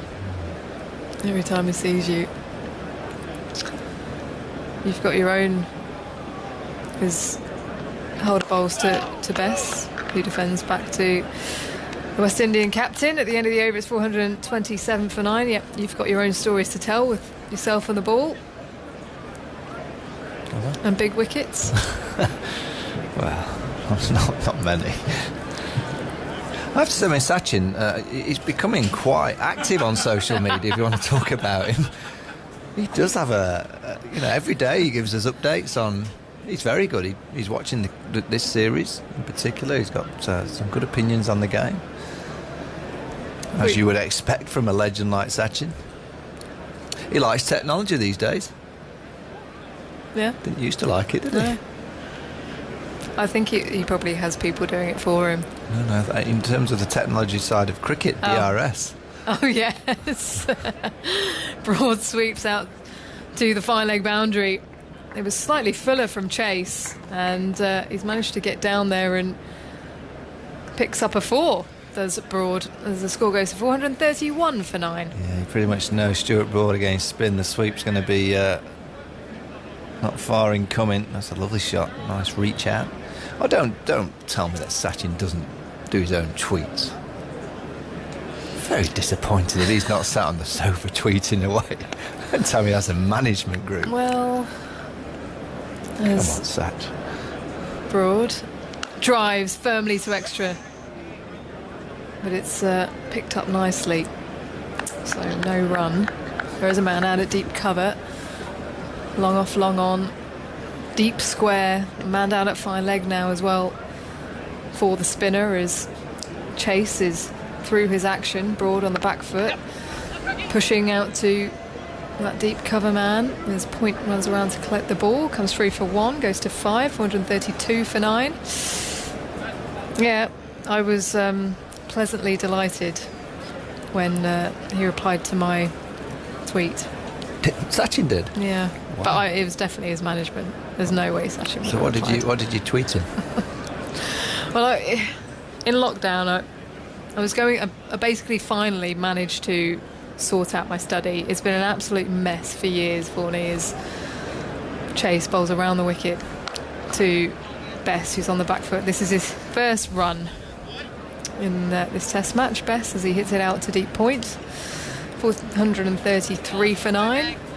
And I had this stash of photos, and I was going through them, and I came across this one where it was myself bowling, and I was trying to figure out who I was bowling to, and then I realised as Broad gets the lap sweep out, man down at fine leg, he's pushing the 1 hard, and going to come back for 2 as Shannon Gabriel misfields, sprinting in to take the ball. It comes in now as he runs to retrieve it. Broad to 7, 435 for 9. It was Sachin Tendulkar. You were bowling to Sachin? Yeah, batting in the nets at Lord's on the nursery ground. It was during that period where he had tennis elbow. So he'd had the operation, he just needed some net, but he came down to the ground, he obviously lives very nearby when he's in England, as a swipe from Broad. He completely misses it. At the end of the over, it's 435 for 9. And it came down to the ground. I was training with the MCC cricketers at the time and needed some net bowlers, and I just happened to be there. So this is fantastic. So how did your little in-swingers going on against Sachin out of it interest? wasn't going. I was trying so hard to get the away swinger going, but it just wasn't happening for me. And I remember every single delivery that I bowled to him, but it was quite a long session, Michael. It was, we were there for over an hour, but it was just unbelievable. Any success? No success. No. He did offer a bit of respect early on, though. He was blocking it initially, and then he got into his groove, and then he started hitting the ball back firmly past us, and then he proceeded to bat left-handed. And I kid you not, he was a mirror image. He was a mirror image batting left-handed, as Gabriel is into the attack now, bowling to Bess. Edges, goes through the gully region down to third man. Kemar Roach, who's patrolling the boundary at deep point, comes around to his left to collect and throw in. They come back for 2. Bess goes to 3, 437 for 9. Ish, I hate to tell you, but the definition of you not quite having impact in the nets is when the batsman decides to bat the alternate way. I know. It was, it was a little bit degrading, I'm not going to lie. And your outswingers to the left-handers would work nicely. Yeah, I'm not entirely sure how much movement I got, but it was just an incredible experience. As Gabriel was in now, bowling to Bess, driving through the covers, should fetch 3 for this, as Roach is now charging away to his right to collect the ball. In fact, they only pick up 2. Yeah, right at the bottom of the bat. As Bess goes to 7, and the score 439 for 9. But what I did find incredible was that someone had actually had a camera and taken the shot perfectly. I mean, everyone with mobile phones these days just takes snaps, snap happy. You get loads of different images of one shot, but literally they would have had to have timed it perfectly to get me in the bowling action at the top, with my arm right at the top as it's about to release, and as Gabriel bowls to Bess, hits a toe of the bat again and finds its way to second slip running in, just pods it to the offside. He checked the bottom of his bat straight away, didn't he, Dominic Bess? He was one of those kind of moments where you play a shot, it hits the bottom of the bat, and it's obviously his favourite bat. It won't be in his hands if it wasn't. He looked at it straight away to make sure there wasn't a crack down the middle. It survived. But just to finish off on just the timing of the shot, so literally I was just about to release, and you can see the stillness of Sachin at the other end. He had not moved. Was he having a cup of tea? Yeah, he was. Well, that's how long it took to reach him anyway. As Gabriel bowls short, Bess pulls out to the square leg boundary. We'll come back for 2. Stuart Broad should have been run out. Gabriel fumbles it at the stumps as a throw comes in. And the score moves to 441 for 9. It's a good throw from the boundary. I'm just looking at Shannon Gabriel. He gets back to his stumps nicely. Yeah, the throw's perfect. He just does. Oh my word! He's just missed the stump. He got the ball in his hands, and he's kind of released the ball out of his hands. What, about 6 inches away from the stump? He's taken it onto a right angle and missed the leg stump. A Nathan Lyon fielding manual, that, I think. Oh, I think that's Andy. worse. How's he missed the stump from there? Here he comes again. Bess pulls again, and this time it goes down to the fine leg boundary. So just helps it on its way. It was aimed at leg stump, just past it. So that score eking ever closer to 450, 445 for 9 now.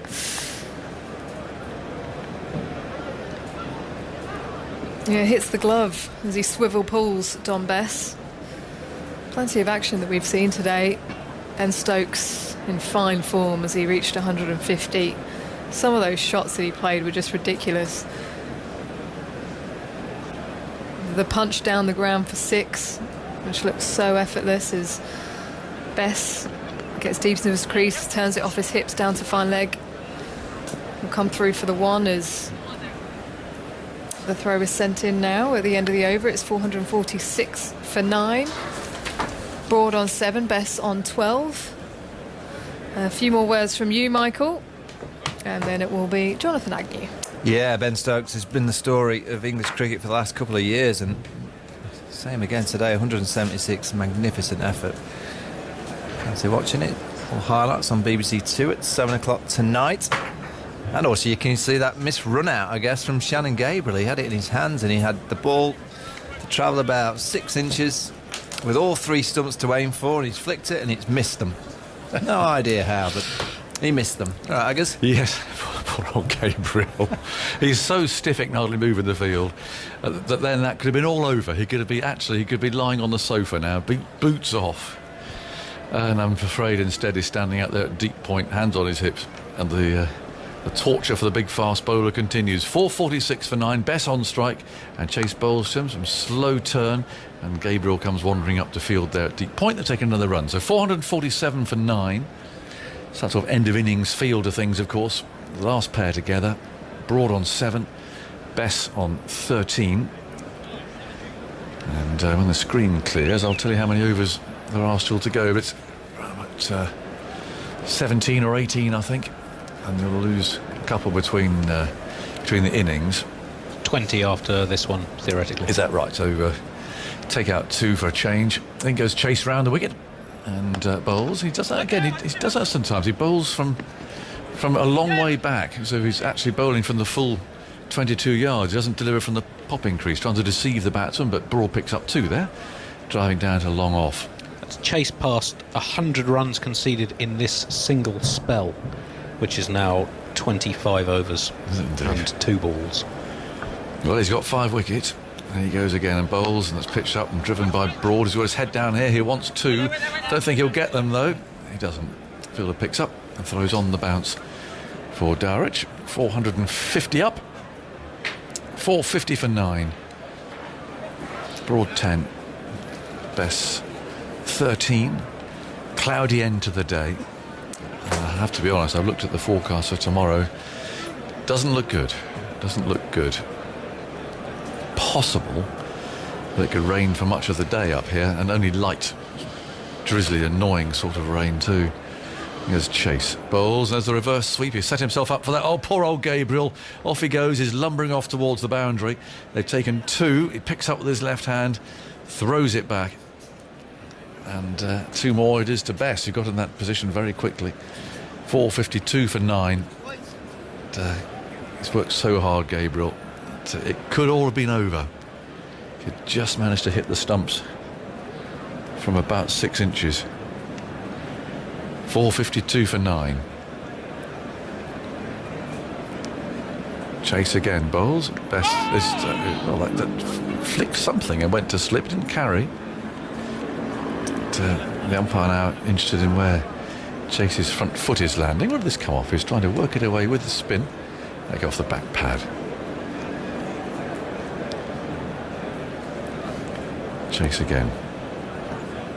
Parts his hands. Goes bouncing in. Bowls and it's turned towards long on. Doesn't get there. Chase intercepts it. The end of the over. 452 for 9. Feels like the floodlights could come on any moment. The light is deteriorating, and that would make the West Indies opening partnership a little uncomfortable, maybe. Carlos is here. There's one eye on the heavens above. I don't think Joe Root will need his sunglasses he has on his cap. No, I don't think he will.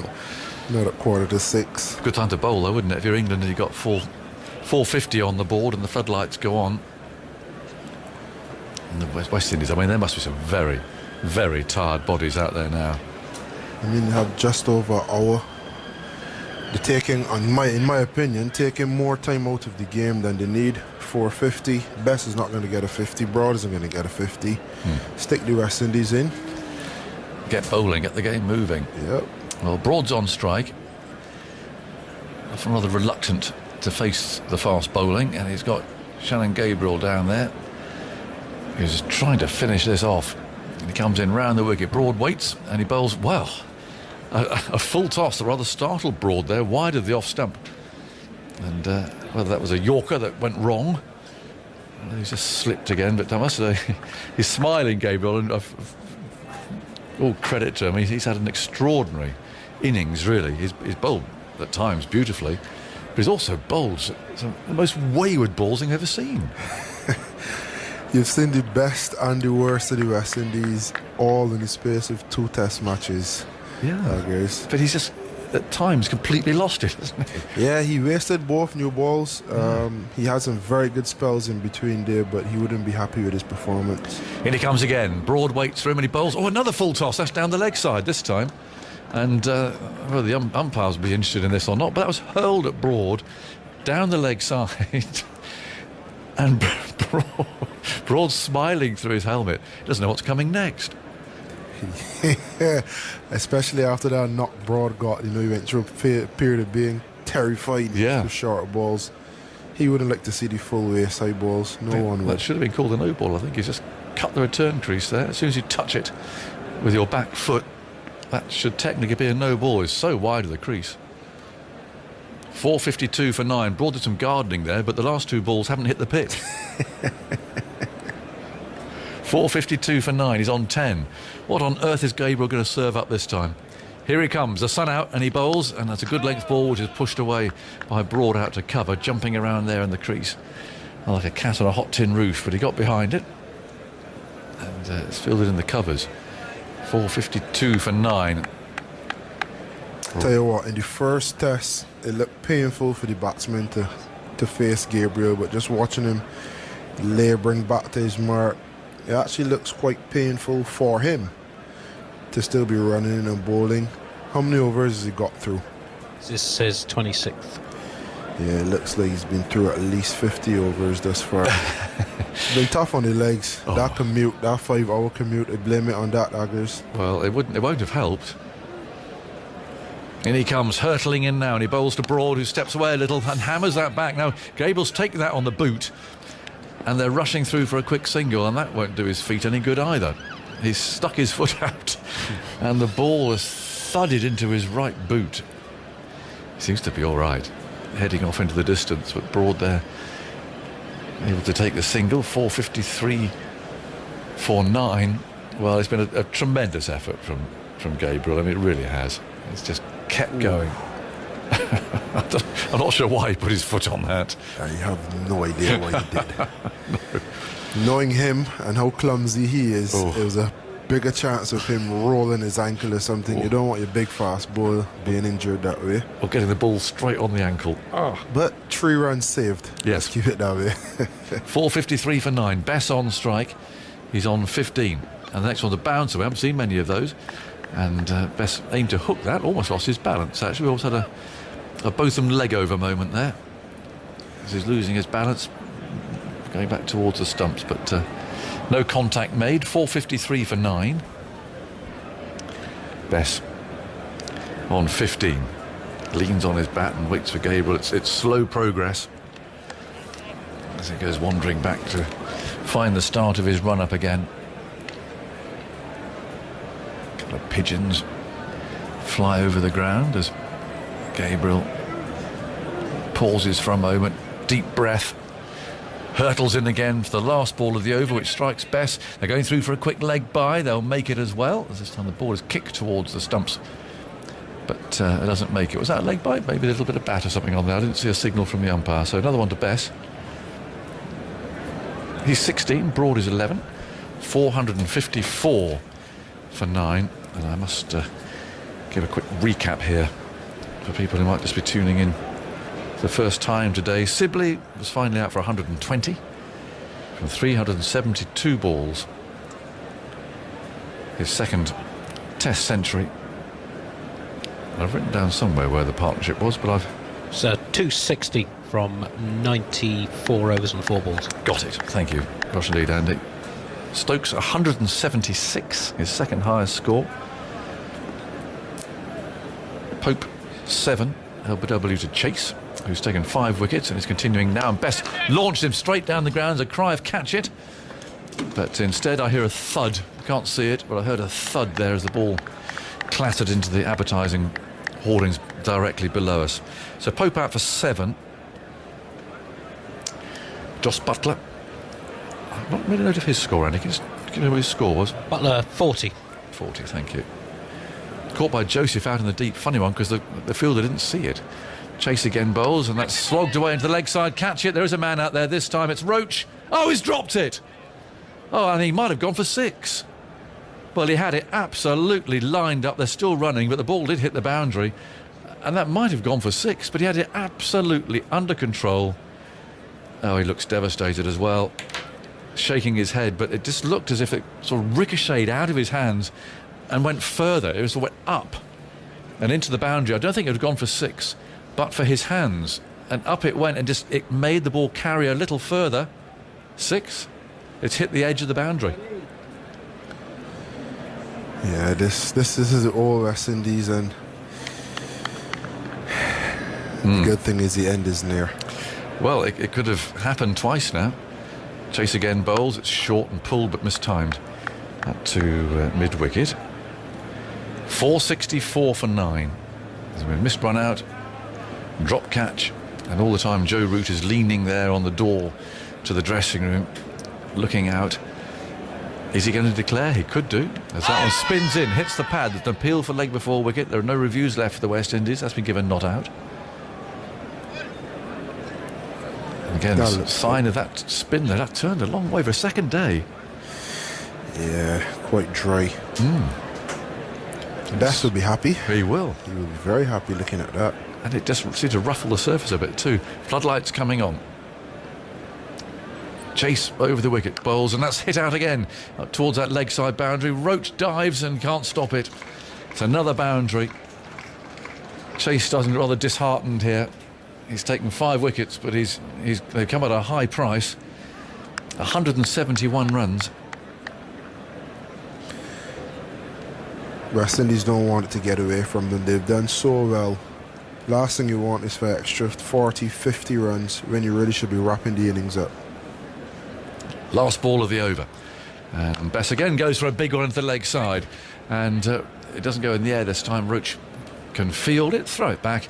It's the end of the over.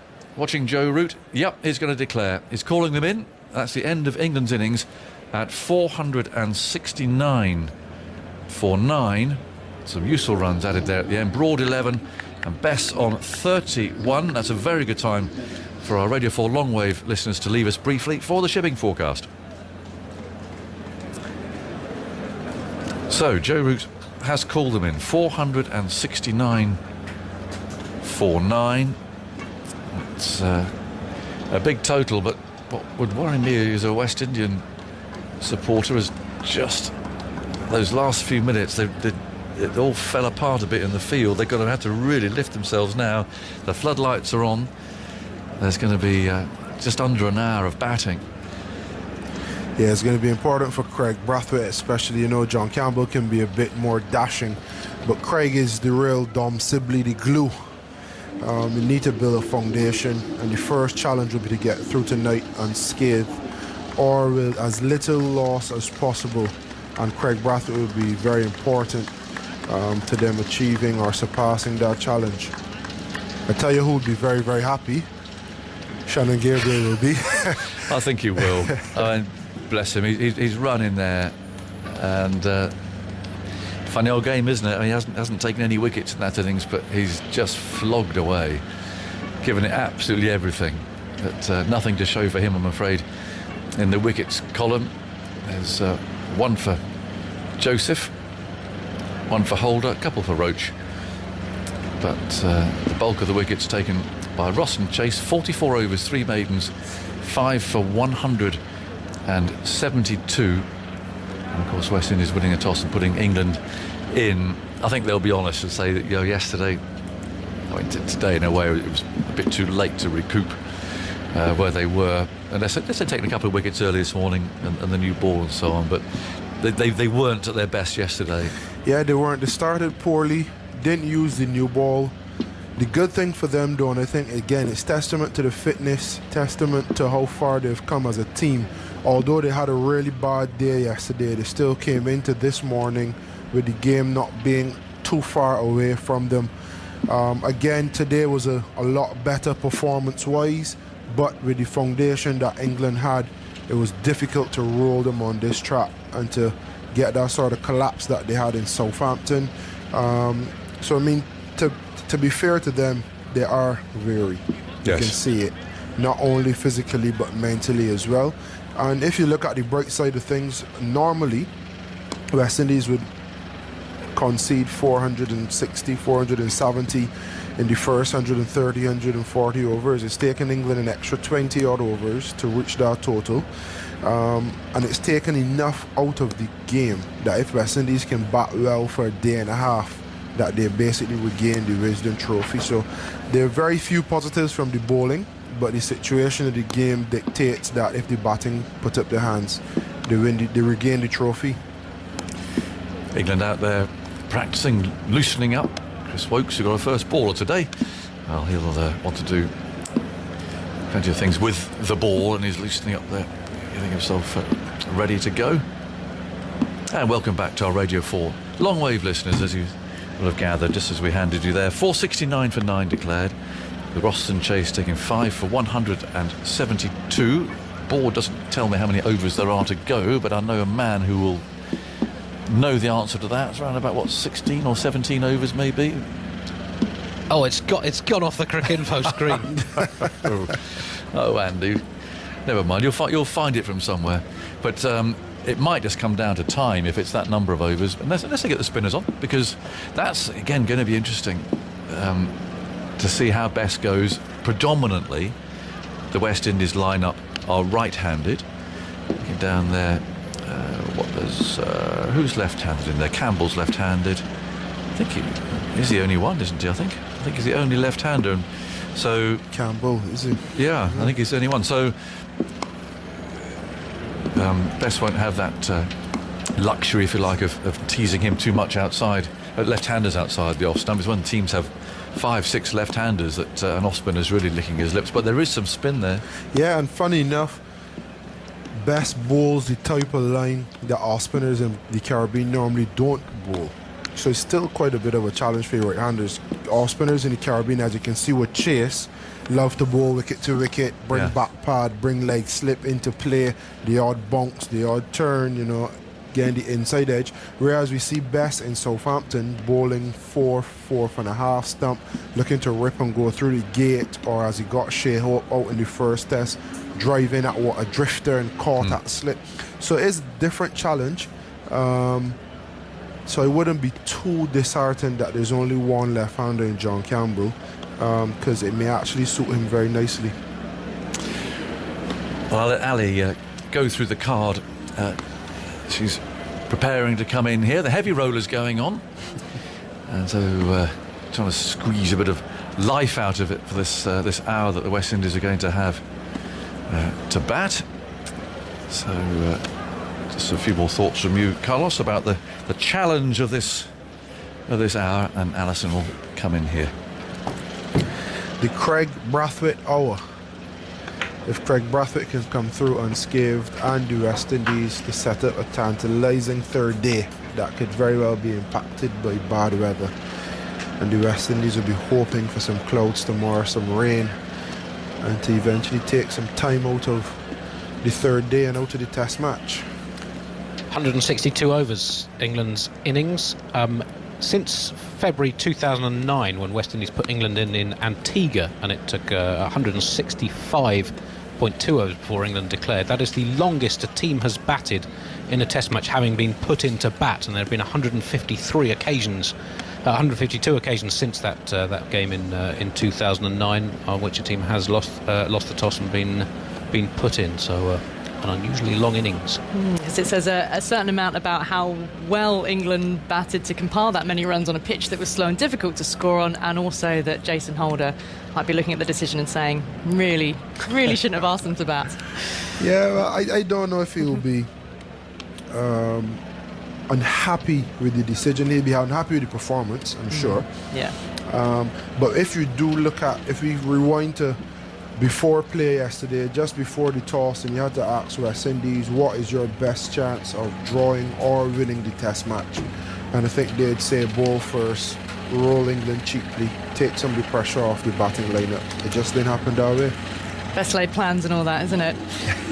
Right, Stuart Broad is out there warming up. He's got a white, it's a sweatband. He's looking like Rambo out there because the sweatband's actually tied in a knot or a bow behind his head. It's not like a fully elasticated sweatband. He's got it tied in a knot, so he's looking more menacing than usual. Right, England are getting ready to take the field. The umpires are heading out. I'll take you through the scorecard. England's first innings. Burns was the first out. LBW chase for 15. Crawley caught by Holder. Leg slip off Chase for a first ball duck.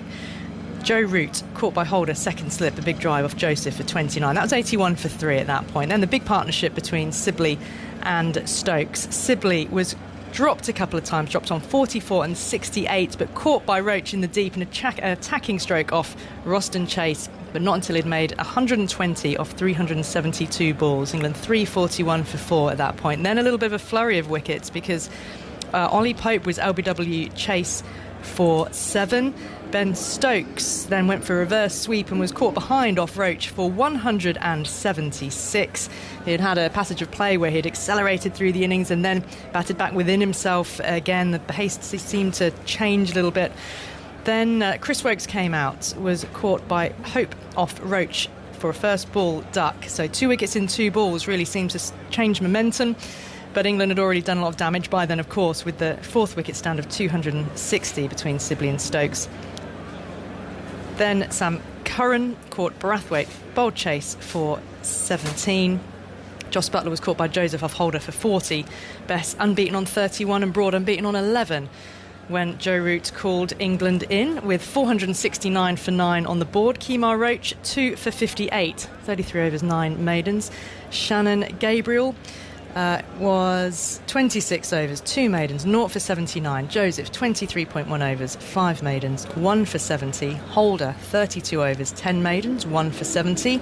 Chase 44 overs, 3 maidens, 5 for 172. Well earned 5 wicket haul for him. And Brathwaite 3.5 overs, 0 for 9. So the openers are out there. Craig Brathwaite indeed, alongside John Campbell, the left-hander, but it'll be Brathwaite who's to face the first ball from Stuart Broad, who's bowling from the James Anderson end of the ground. Anderson, of course, not playing in this match, rested, but Broad gets his first opportunity with the ball in this series, having been disappointed, gutted to have been left out of the first match. But he will be bowling with 3 slips and a gully with the floodlights on at Old Trafford. So, West Indies innings as Broad is in outside the off stump and it's through to the keeper. And it's a dramatic sort of flashing leave from Brathwaite. Steve Smith-esque. It was, wasn't it? Really swishing that bat since cross-batted in front of his body. A jerky motion. But this is the way he started in the first innings, in the first test. It was a little exaggerated, but it was all positive stuff. Whereas in the second innings, he came out looking a bit tentative. So let's hope they can produce something similar to he did in the first innings. Broad, white sweatband round his head, white sweatband round his left wrist, in, and that's off the hip. It's tucked away, backward a square past Sibley. He's off the mark, so first single.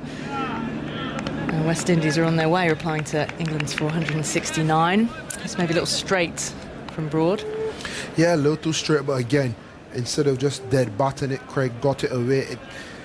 I guess, for me, looking at Craig and knowing Craig, when Craig looks to bat long and be defensive and block, he often has those little chop-ons, faint edges. But when he comes out and he shows that intent, he doesn't necessarily score much faster, but he gets into a lot better positions, and it's good to see him clipping that one off the hip and getting away early.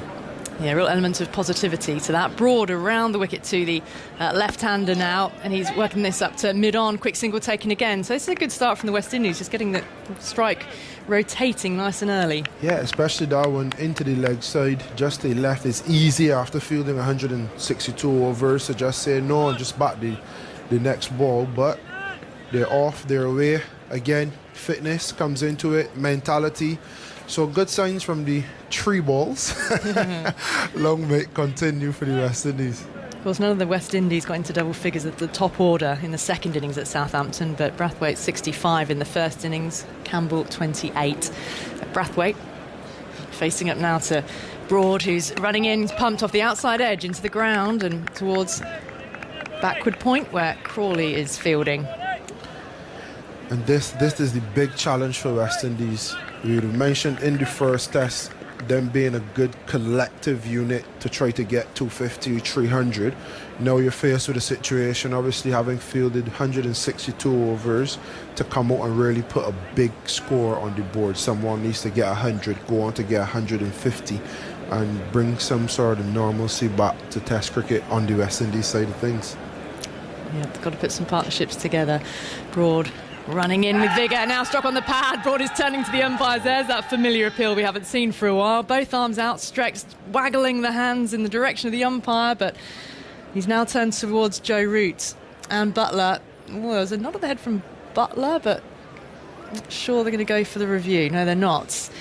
Well, that's an early call, and Broad seems content with not going for the review. Usually the first to be saying, yes, let's go, but he had his back to us. We couldn't see what his opinion was. It didn't look quite right, but interestingly enough, 2 out of the 3 persons with the reviews have been new, not part of the first test, neither Root nor Broad.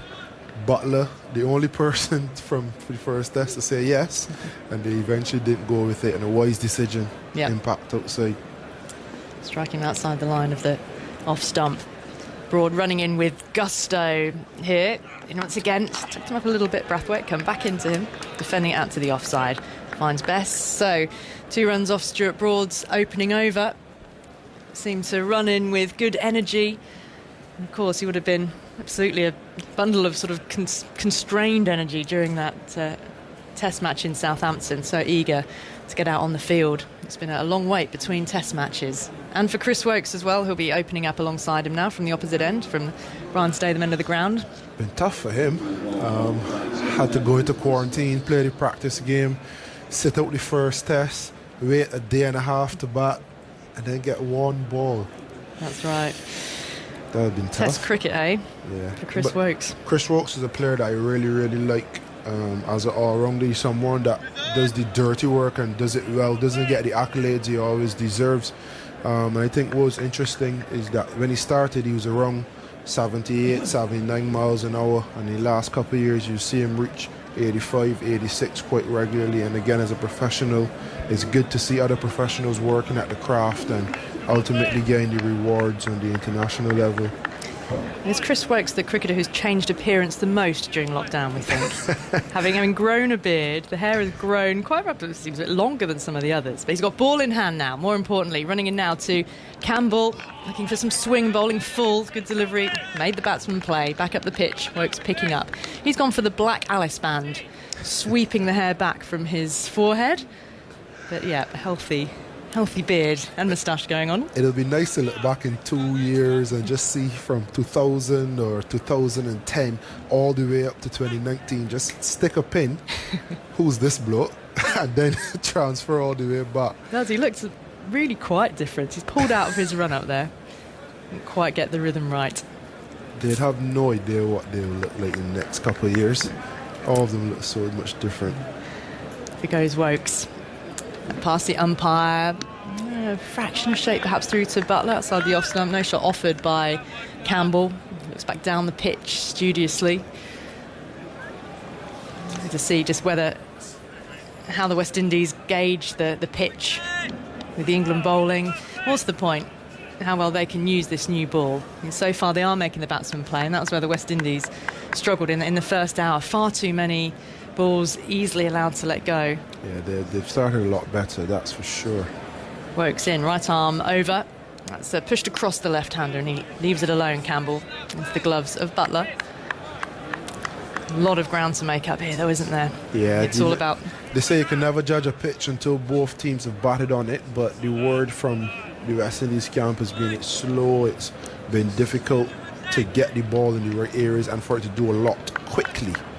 So it was shaping a bit, movement off the seam, but not quickly. So hopefully it does the same in England and bowling as well.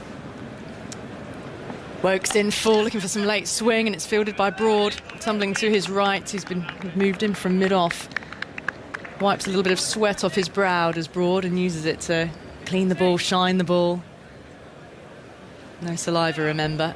It does seem that the players have adapted to that pretty quickly. I can't recall one instance where a player has gone to put fingers to lips. I mean, they have been, of course, in nets and warm-ups for a number of weeks before this. It's credit to them. It's a big change. A bit of watery sunlight seeping through the clouds above us as Wokes is in, pushed across the left-hander once more. Campbell content to let it go, using these few deliveries to get his eye in, judge the pace of the pitch and Wokes' bowling. It's muscle memory, isn't it? And it's hard to... I don't know whether you've ever tried to actually pick up a new habit of late or in lockdown, but trying to break a habit is just as hard, isn't it? Reading for me is a habit I've tried, and I had to basically time myself half hour every day, and that's very difficult. Oh, I'll ask you what you've been reading. Wokes in again now, full. That's kind of bat and pad, drops into the offside. Dot ball to end the over, so a maiden from Wokes. West Indies, 2 runs on the board in reply to England's Joe Root's declaration, 469 for 9. So was the idea of reading in half-hour stretches just to sort of train you slowly? Yeah. And what have you gone with, novels or...? I read the book by M.S. Oberoi. So I had a vacation holiday to Mauritius with my wife, and we stayed at the Oberoi, and it was lovely. And I got talking to some of the workers, and they were saying, he has a book, and they told me his story and stuff, and I read it, and it was amazing, man. I started to read the 7 Habits of Highly Successful People. I think there's a name. Yeah. But I haven't finished. So at the moment you've only got 6 habits. I think only 3. Or 3, right. Broad coming in again from the James Anderson end, full defended, blocked by Brathwaite back at the pitch. Broad picking up and walking with a degree of determination back to his mark with ball in hand. So the next book that I have to read, well, I've started reading about 50 pages in, How to Bowl Fast by a good friend, Shabazz Chowdhury. And don't you already know that? No, I'm not. I am closer to How to Bowl Spin than How to Bowl Fast. But the theory of it. And funny enough, Broad in, past the umpire. Bowls it outside the off stump, and he drew Brathwaite forward through to Butler. Yeah, funny enough, it is about his own career. He was at Northants, and he wanted to bowl fast so badly that he went to javelin coaches, all these different coaches, and he became overly obsessed with the biomechanics and the science of bowling fast. And it was just his kind of journal to younger fast bowlers that, fast bowling is also an art. No one else knows how to bowl fast like you, as best as you could. So he's imparted the knowledge. Broad in again. That's a lovely delivery. It has Brathwaite just fending a little outside the off stump, and it's beaten him. Broad like that in his follow through, gave the batsman a good look, and it's a little nod of approval from Joe Root as well. Wobbling that seam just a touch. The England fast bowlers using the new ball a lot better. Broad displaying all the skill, a lot of pent up energy. He seems up for it. Well, the first appeal was delivered with gusto, energy, charisma. Broad in, slight angle to his run-up, up to the stumps. And again now, playing at that on the up, and it's forced away. Past Bess at cover, he's chasing back into the deep. And Brathwaite will come back for the second. Bess gathers, sends the ball back into the gloves of Butler. So did you say you've started the How to Bowl Fast book? Yes, I've started it. 50 pages in. I'll give it a read tonight, and I'll report a little bit more on it tomorrow. But there's one line from it that I actually messaged him. I told him I love it. He said fast bowling is a science and an art. Don't be too consumed with the science part of it and forget to enjoy the art of fast bowling. And I really, really love that term. And any young fast bowler that comes to me or asks my advice, no, I think they will, but I definitely use that line. Broad comes in again down the leg side, through to Butler. Brathwaite shapes as if he might have thought about following it. Well, we talk about the art of batting and the art of wicket keeping, but it is so often the mechanics of the fast bowler, because you think of them as a bit of a well-oiled machine when they're in their groove. You always say, oh, brace your leg, or your hand isn't coming over, touching your ears, and sometimes you just need to let the fast bowler run in like Sean Tate and hurl it down at miles an hour and enjoy it. Broad. In again, it's beaten him. Brathwaite, little caught. And it's gone through to Butler once more, so it's a good challenging over from Stuart Broad. Just 2 runs off it, but asking a couple of questions. Brathwaite 3, Campbell has 1. But the analogy with javelin throwing is, well, there was a lot of mechanics to that. But that's a real snap of the elbow. And the drag of the back foot as well. So javelin throws the brace or the get through on the back leg. They transfer the weight onto the front leg, brace the front leg, and then drag the back leg through, and that allows for the front foot to absorb the force, transfer it to the back leg, and then everything to propel forward. West Indies 4 without loss. Wokes in again, good carry through to Butler. No stroke offered. There was the South African women's cricketer Sunat Viljoen, who was an Olympic silver medal in javelin and played cricket for South Africa as well.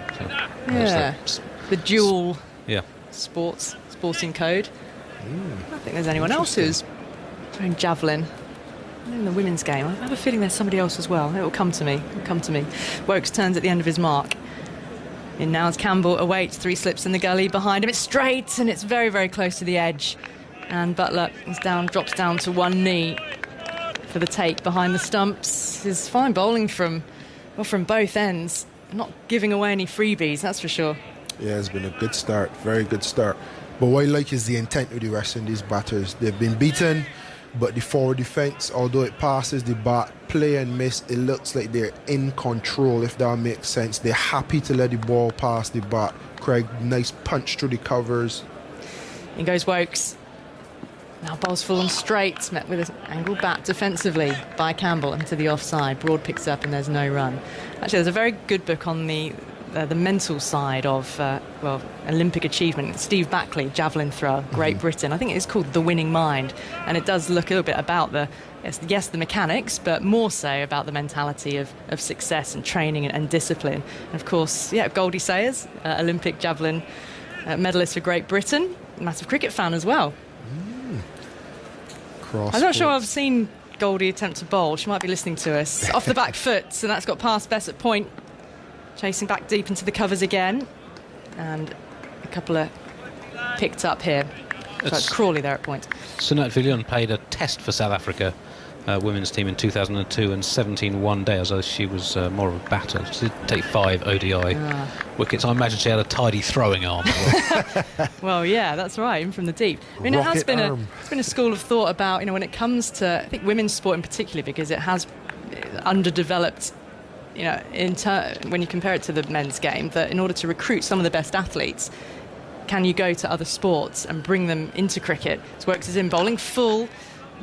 Driven straight to Broad at mid-off, and there's no run. I think the women's game now sort of has more of its own momentum to bring people in from the grassroots up, but there certainly has been discussions about how you can go to other sports, a little bit like it's in the lead up to the London Olympics, sort of talent hunting, and just be able to say to people, come along to a day, give the sport a go, and you never know who you might unearth from those sort of days. Yeah, I think if you watch the women's game and expect them to be as fast or as powerful as men, you always leave feeling dejected. But if you give them the respect for what they're doing and how far they've come.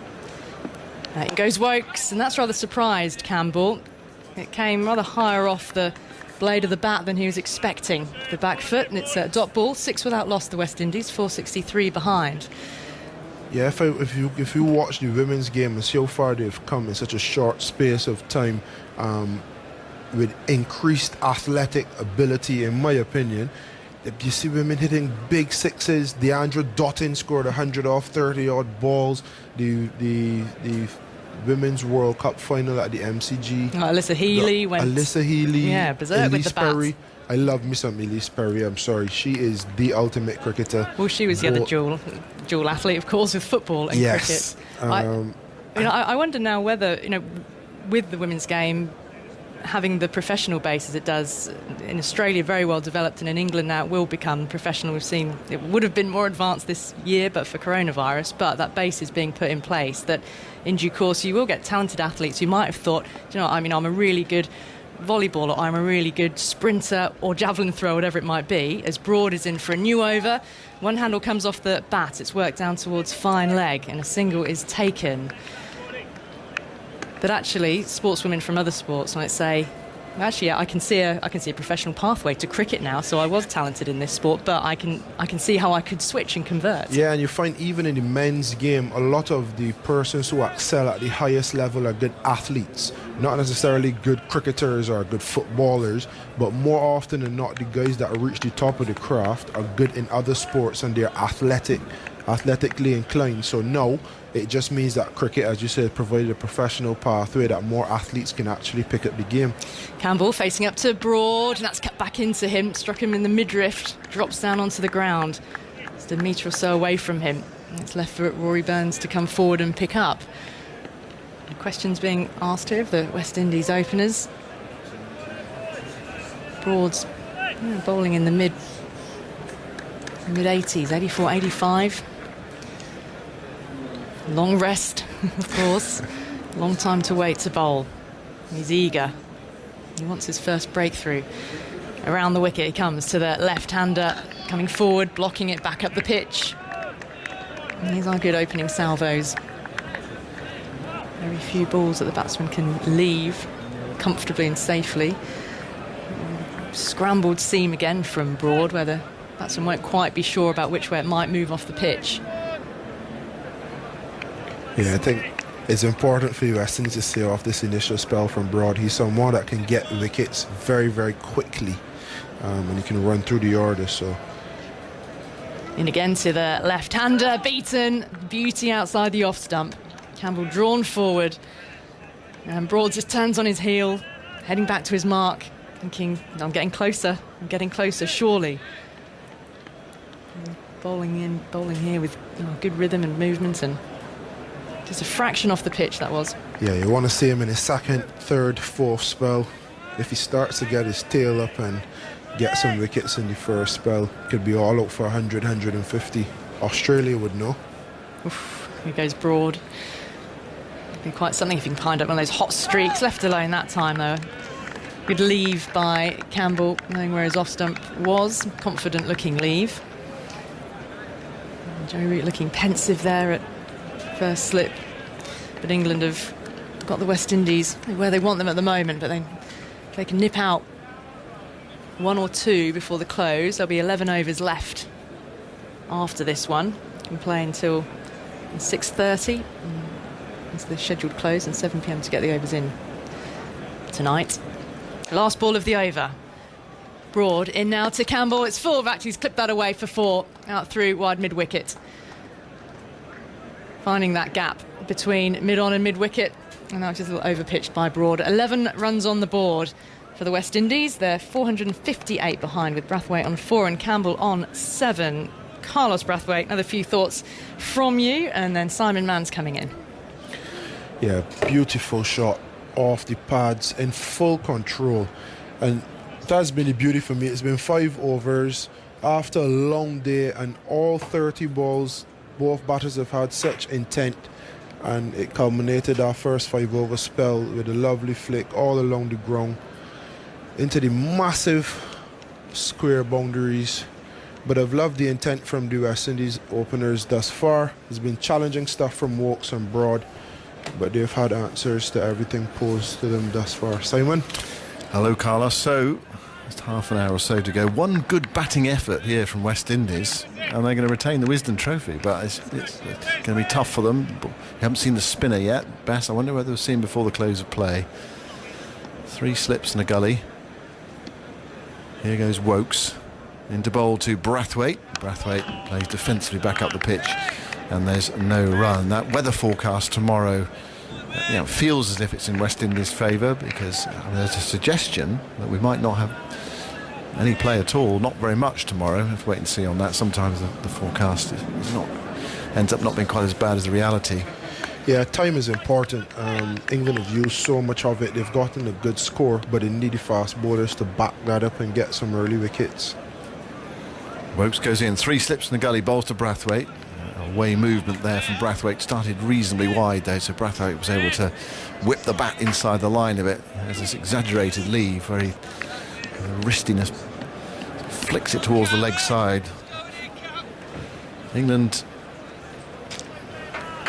well, West Indies I should say, 270 to avoid being asked to follow on. That's one target in mind, just bat and see where they are.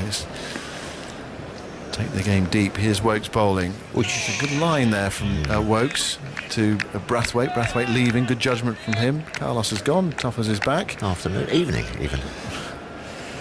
Yes, early evening. Spinner tonight, Tuffers? Oh, definitely. Definitely. I'll be having a word in Joe Root's ear. Going, come on, Skip. You saw Carlos, you saw Roston Chase getting some bounce and some turn.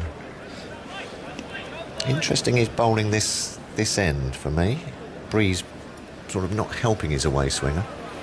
Wokes bowls to Brathwaite, straight delivery. Brathwaite plays defensively into the onside towards mid-on, and there's no run. Roston Chase earlier, 5 for 172. Andy, where does that rank in expensive fifers? Top 30. Right. Ran up 26th equal most runs conceded by a bowler taking a fifer in Test cricket, and the most expensive fifer against England since January. Keshav Maharaj, 5 for 180 in the third Test in Port Elizabeth. There goes Wokes bowling to Brathwaite. Again, that exaggerated lead from Brathwaite, whipping the bat inside the line of the ball. It'll be in the trophy cabinet though. Little fifer plaque on it, perhaps in silver on the ball. I think he just put fifer on it. Yeah. England.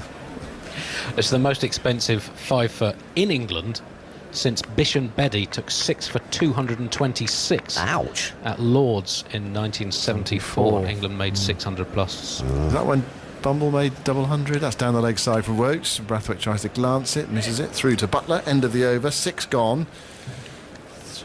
11 for no wicket, West Indies. Brathwaite 4 and Campbell there on 7. Dennis Amos 188 centuries also for Mike Dines and Tony Gregg. David Lloyd 46 opening batting. John Edrich 96. So 629 all out. I think Chandrasekhar got injured, only bowled 9.5 overs. Bedi and Prasanna both went past 50 overs. India then 302 and following on 42 all out. 42 all out, yeah. Wow. Read the race, Chandrasekhar. Read the race. I think Bumble did get a double 100 in that series, but obviously not that Test match. 11 for no wicket. 6 overs gone then, so half an hour's play left. So we might well see Bess tonight, especially if these two cannot make a breakthrough. Bess has the chance to bowl the one left-hander in this West Indies batting lineup. Yeah. He'd love a left-arm spinner as well, wouldn't he? Joe Root. Here's Broad bowling. Brathwaite across his stumps, Campbell across his stumps there, playing defensively towards mid-wicket. That was why there was all the yelping, because they thought he was going to miss that. It would have been a straight ball and a big appeal for LBW. Well, England must have thought about that. Only the one left-hander. Perhaps the left arm of Leach. I think he might come into the equation for the next one. Yeah. Well, which is the pitch we're going to play on? 2 to the left, I think, by the looks of it, doesn't it? I don't think they changed drastically here. They kind of got all of them the same characteristics.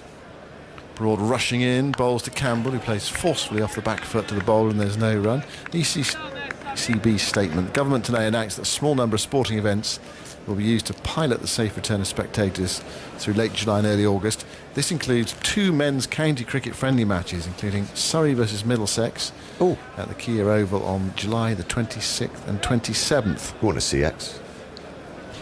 I think you're missing the point of this. Sorry, I just heard Middlesex. came out.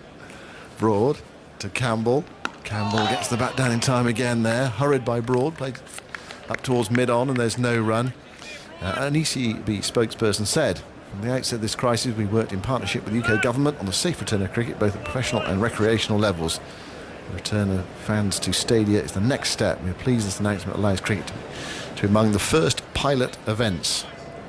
There is now a significant amount of work to carry out ahead of these pilots, and we will continue to work closely with the government to assess what additional planning and safety measures are needed for supporters to be able to return safely to cricket grounds. Broad bowls, Campbell drives, lovely shot. Wow. Towards the long off boundary before. Bess is herring after it, might as well give that up. That was 4. Right out of the meat of the bat. Well, that's great news, isn't it? That the supporters are going to be slowly coming back into the game, back into the grounds. Yeah. We really missed it. I mean, we've said have we? You sense it commentating, and I'm sure the players feel it as well. Yeah, I mean, lovely to see the cricket, but even better to see some people enjoying Sport themselves. without spectators is just not quite the same. No, but at least we got some baby steps. Yeah, baby steps. We'll get there. 15 for no wicket. Fine off drive from Campbell, who's on 11. Broad bowls to Campbell, who's firmly forward again there, playing it back past the bowler up towards Bess at mid-off. It's not going to be easy for England. I think, what they've got to do, I mean, OK, they'll throw everything at them tonight, but I think tomorrow, they've got to be patient. Bowl one side of the wicket. There will be partnerships develop, but trying to dry up the West Indies runs and take the chances when they come. Watery sunshine at Old Trafford. The lights are on. The sun's breaking through at the moment. Broad bowls to Campbell, and Campbell gets down on that just in time. I think there's an appeal for LBW from Broad. Goodness me, he was hurried there. Kept low, that, didn't it, Simon? Ball went away on the onside backward, a square for a single. Felt like it kept low. Yeah. Got back and across Campbell and then just sort of like jabbed the bat down on it. Not far away from getting through there, Stuart Broad. Another over ticks by. Let's have a look at this one. We're seeing it on the replay now. Ball from round the wicket. Wobble seam. Yeah, toe of the bat down just in time. Bottom corner, wasn't it? Yeah. That would have been close. I think Stuart would have... Well, I know he would have reviewed that. I'm surprised he didn't review one in the first over, to be fair. But it was a good decision. It was missing off. Outside the line. Yeah, England would have lost a review for that. It was knocking all 3 over, but he was hit outside the line initially. Yeah. Whose idea was that, outside the line? Who invented the rules? Well, they've evolved over time. Oh, have they? Yeah. Okay. 16 for no wicket. Campbell on 12. New over from Wokes. Wokes bowls and Campbell drives and misses. He was looking at that extra cover boundary there. There's only one fielder in front of square on the offside, Stuart Broad. It used to be that the ball had to pitch in line between the stumps as well as hit in line between the stumps. I think that was changed in the 1930s. So that's even harder. Yeah, particularly for off-spinners and in-swing bowlers. Yes. I mean, lots of people say to me, why... Spinners wouldn't have got an LBW. Yeah. Well, you wouldn't have been a spinner to get an LBW. You would have had to been a straight slow bowler. Yeah. Here's Wokes bowling to Campbell this time he leaves. A lot of people say to me, why is the law there about if the ball pitches outside leg stump and it's hitting the stump? Why is that not out? It'll be a quick game. Well, also as well, it would encourage negative cricket. Yes. Because of the angle of trajectory and where you put your fielders. Yes. Leg theory, Gubby. Basically, it's sort of a leg theory. Dougie Jardine. And you be careful what you wish for on that. Yeah. I know it is an artificial law in one sense, but I think it has a huge benefit for the game. Wokes bowls, bit of in drift there to Campbell, gets the bat down just in time again, back to the bowler. Wokes picks up and rolls the ball towards the stumps. Campbell's back. Yeah, I think the kind of bowler, Chris Wokes, it'll be good for Joe Root on this pitch. Kind of bowler just looks to run in, good pace, keep a full length and just keep attacking that off stump. As you say, there will be periods when you're not getting wickets. Wokes in at bowls. Forward goes Campbell on the front foot, guiding that to point, and there's no run. I think the LBW law's got a nice balance to it, actually. I don't think there's anything wrong with it, isn't it? You don't watch cricket and think, oh, that's outrageous, the law should be like that, and it upsets the balance of the game. It's not. There's no justice to it. I mean, in a way, DRS... Yes, because when you're not playing the shot and it's pitch is outside line and he misjudges it and it jags back and it's knocking all three you are out. So, yeah, you have got that little bit of leeway for a batsman. Yeah, otherwise it'd be a quick game. Wokes bowls. Forward goes Campbell, pushing into the offside. Straight to point again. And there's no run. Yes, I don't think we need to tinker with it. No. Well, actually, something like DRS has given something back to the bowlers. Oh, absolutely. Especially the finger spinners. Especially the spinners, yeah. It's been a great boost for them. Well, I was... at one stage, I was thinking, you know, if he didn't have a doozerer or a wrong un and a toppy and all that, you know, I thought that it could be the end of the finger spinner. Wokes bowls very wide of off stump, full and wide. Campbell ignores it. Taken by Butler. So England 469 for 9 declared. West Indies 8 overs batted for, 16 for no wicket, with Brathwaite on 4 and Campbell on 12. There's been the odd alarm, but you don't sort of feel a collapse is imminent. No. Well, we thought that this West Indies batting line-up was fragile, didn't we? And that was perhaps the route to an England series win. But I think they've impressed down at Southampton. You know, obviously Phil Simmons has got hold of them and said, "Come on, you know, this is Test cricket here." Yeah, they did enough. I think that was it. At Southampton, they did enough. Yeah, with their batting. Dowrich and Holder as well gives it a little bit of meat down the lower end. You've missed anything today? Well, in terms of watching, you've missed it all. Here's Broad going into bowl on the radio. We've been with you all day. Broad bowls, dug out by Brathwaite into the offside, and there's no run. But you can catch up on the day's play. Highlights today at the Test, 7 p.m, BBC 2, and available on the iPlayer to watch at your leisure. Of course, you can watch highlights, clips on the BBC Sport website during the day. And talking about cricket on TV tomorrow, I remind you can watch the South Africa 3-team challenge featuring the likes of de Villiers and de Kock and du Plessis from 10 a.m. on the BBC Red Button iPlayer and website. Broad goes into bowl to the right-handed Brathwaite, and Brathwaite plays across his front pad in defence there towards forward square leg. And Broad was just ready to repeal, but Brathwaite played it with the bat.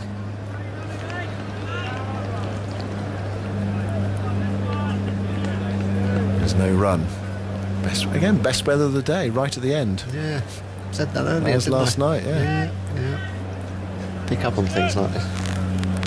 It's always a lovely evening at Old Trafford. Brathwaite looks up to see Broad approaching, his white headband.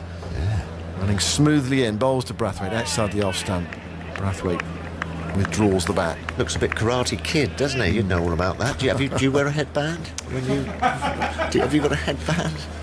I'm going to treat that question with the disdain it deserves, Tuffers. It's been a Can you ever see me wearing a headband? Well, you never know. You know, you're getting into the role and, you know, becoming the Karate Kid. CricViz have just posted a tweet on the lack of swing that England have found so far. Yeah. Broad to Brathwaite, wide of off stump, very wide, nothing for Brathwaite. Yeah, to be fair, the West Indies did get swing for 2 days virtually. This is from about 5 minutes ago, so I assume it covers the first 7 overs. I said only twice in the last 3 years have England found less swing in the opening overs of a home Test innings. So that's using all the Hawkeye ball tracking data that they do such amazing stuff. In how many years? That's the last 3 years. 3 years. It might have something to do with the fact that Anderson's not playing. Normally finds some. Broad bowls to Brathwaite. Again plays across his front pad towards mid-wicket, and there's no run. I think he's got... Stuart Broad classed as a swing bowler. Wokes for sure. Wokes definitely pitch-up swing bowler, but Stuart Broad perhaps more of a seam bowler in my eyes. Can get it the swing. A few more stats on the length of England's innings having been put into bat. It's the longest a team has batted after being inserted in a Test match in England since 1998. It's 56 times in that time team's been asked to bat after losing the toss. Broad bowls to Brathwaite. Brathwaite defends. runs up towards mid-off. Did you see that? And there is no sorry. run. It's the end of the over. 16 for no wicket. West Indies survived 9 overs with a reasonable amount of security. Brathwaite 4, Campbell on 12, and to take it to the close of play, it will be Jonathan Agnew. And 12 of the last 14 occasions the team has been bowled out inside 100 overs, in other words, in the 101st over. So generally it has worked pretty well in terms of a low first innings score. However, the team being put in has won 7 of those matches. 9 of those matches. Only had 1 draw and 4 defeats. So generally, inserting in England recently, and this is going back to 2014, has not been a particularly effective tactic. No, and I think Jason Holder might be sitting back tonight with a glass or something, just saying, I might have got that decision wrong to stick him in. John, what do you think? Yeah, well, It felt sort of right, didn't it? didn't bowl very well. That's the No, problem, they did didn't bowl well, I think correct. Maybe they might have needed some fresh legs. Yeah, perhaps. Sam Curran, let's see if he swings the ball. In he goes and bowls. A little hint maybe away. He's got the breezers who'd like it. He's bowling from our end of the ground. There's another headband as well. Oh, there's a lot, isn't there? There is. Wow. Some real beauties out there. Yeah, they've suddenly sort of transformed into tennis players, haven't they? They're like a headband. Yeah. Stuart Broad headband, the Chris Wokes headband as well. Rory Burns. Rory Burns, Ben Stokes. Got him on. Yeah. 16 for no wicket. He goes Curran wearing a white one. A little bit of movement away from the left-hander. Drifted away. And now, of course, our stats man's got one. He has got a headband. My word. Yeah.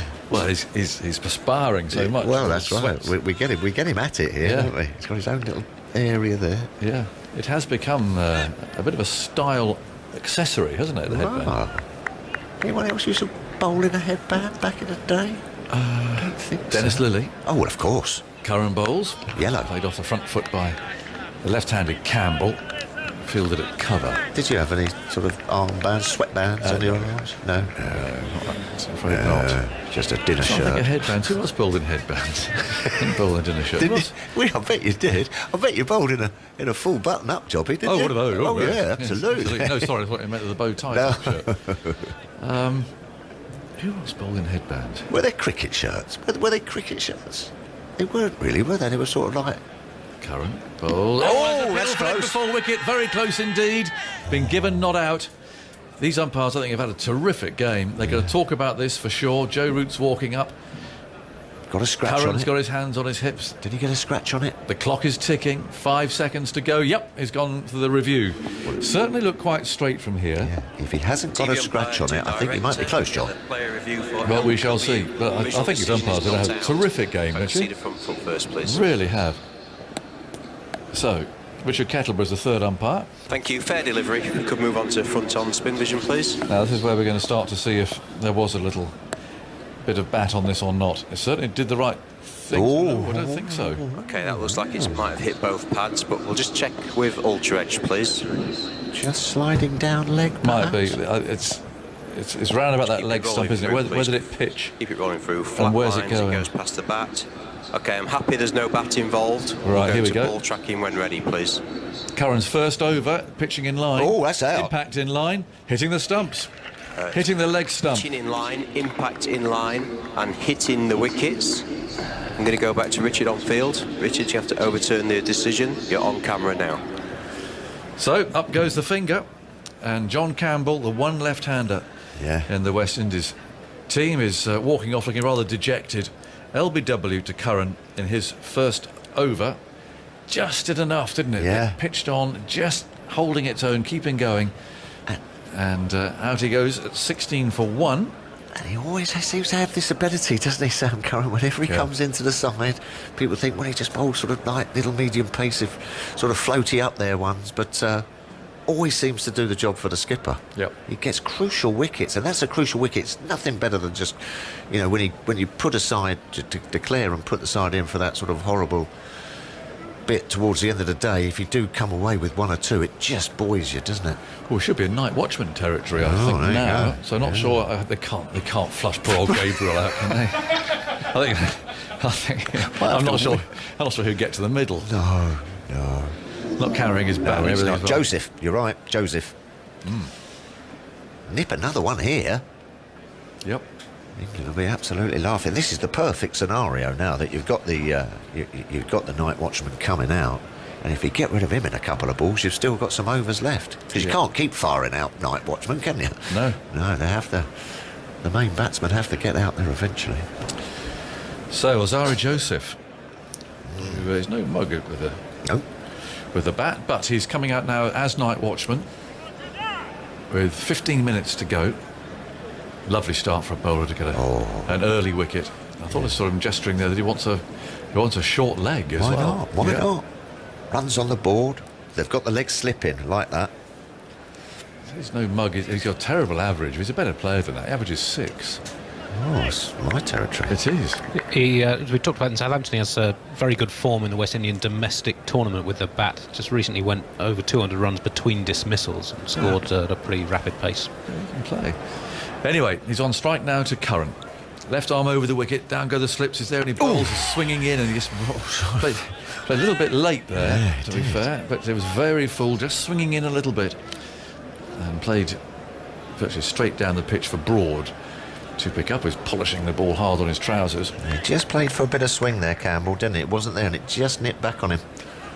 He was expecting that just to swing onto the bat, and it didn't. It just nipped back on him. And I think England got quite a good attack for this kind of pitch. Yeah. Full bowlers. Curran again, bowls outside the off stump. No stroke from Joseph. And it's collected by Butler. So, a wicket for Sam Curran. 10 overs gone. 16 for 1. As this second day ticks down towards a close. We've got 13 minutes to go. And the overs remaining again has disappeared from the one scoreboard at our disposal. 6. Left 6 to go. Thank you. We won't get... Well, if a spinner comes on, they might get on. In fact, he is coming on. Yes. But interestingly, he's not coming on from the end that Chase bowled. Might just have had a little look at rough, perhaps. Yeah. There might be a little spot for him, but it doesn't look like it. So what priority would you have? Because Sam Curran would need to bowl really this end, wouldn't he, with the breeze and everything else. Yeah. And are you giving him the priority? Just because we know the ball was spinning from this end, the same end. Do you give Sam Curran the priority because he's got a new ball and he wants to swing it, and then bring a spinner on and have a look at the other end? Yes. Yeah, I think so. Yeah, definitely. Yes, they hold sway with the new pill in the hand. Yeah, but there's quite a lot of rough that Chase found, because Gabriel, of course, has been putting us huge size 12s from round the wicket. Wouldn't mind a leg slip or a leg gully here, John. Yeah, OK. So Bess, from the far end to us, moves in and bowls. The first ball punched away a little airily. It doesn't carry anywhere near Broad at mid-off, but certainly it was in the air for a little while there. Stokes is holding his head in his hands. His Brathwaite went surprisingly hard at that, and it didn't get to the pitch of the ball. Bess again, through a little pile of sawdust there, moves in, bowls, gives it a right tweak, and clipped away to mid-on. And it's fielded there by the bearded Wokes. Get some more in round the bat. Still a slip and short leg. Bess bowls, and Brathwaite drives again. He's putting a bit into these defensive shots. He's not just blocking them. I tell you a little position I might have here off a silly mid-off. Silly mid-off as well. A bit more around the bat top is good. No, we like that.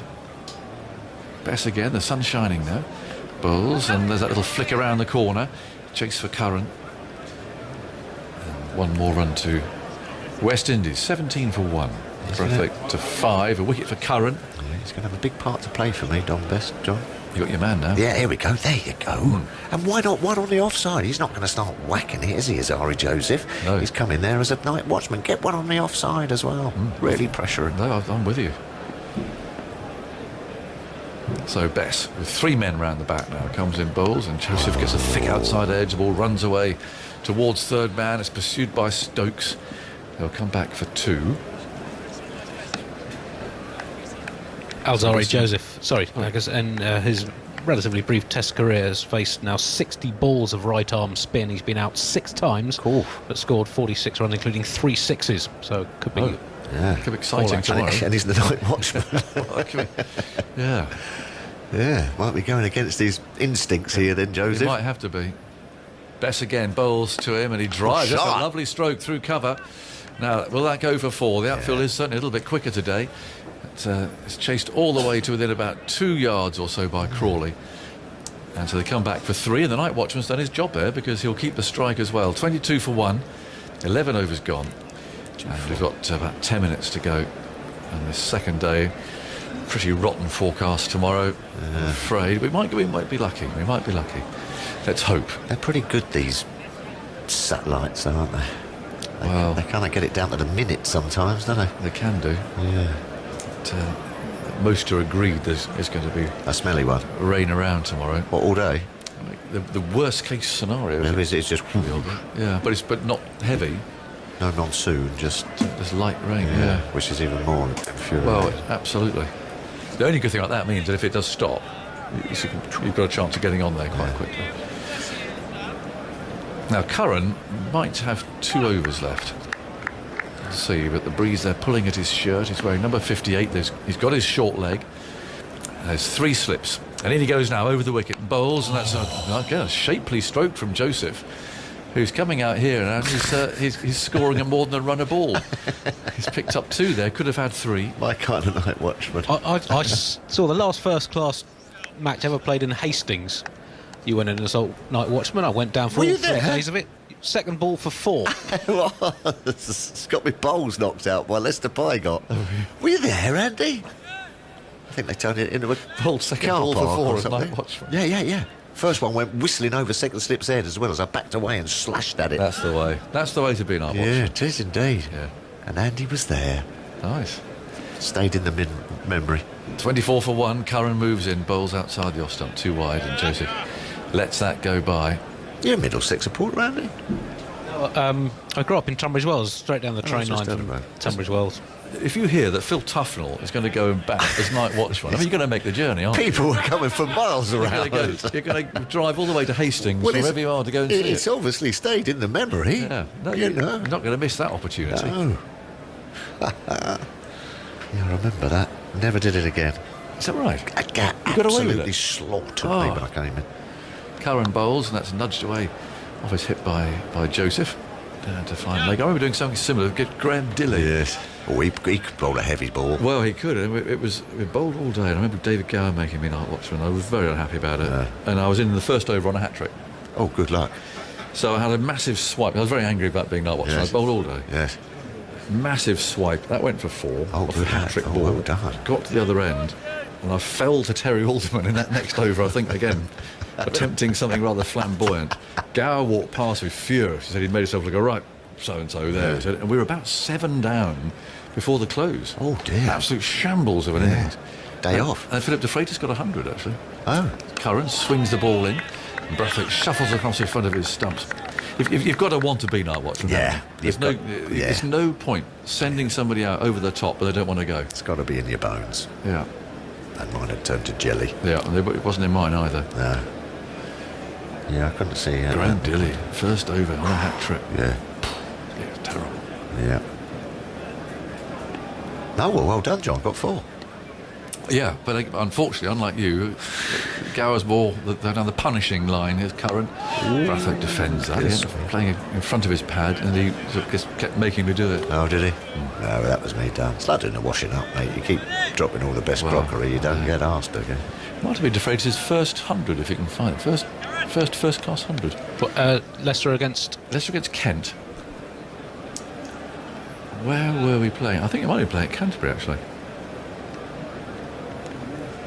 Played very well, but he got his 100 down about number 9.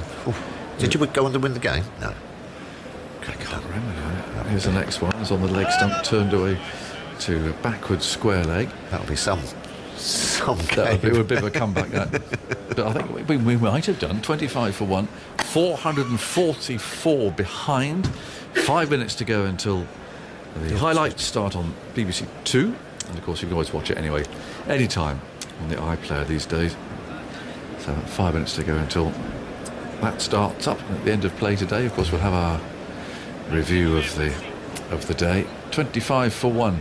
So 444 behind. Brathwaite's on 5, the Night Watchman, Joseph on 8.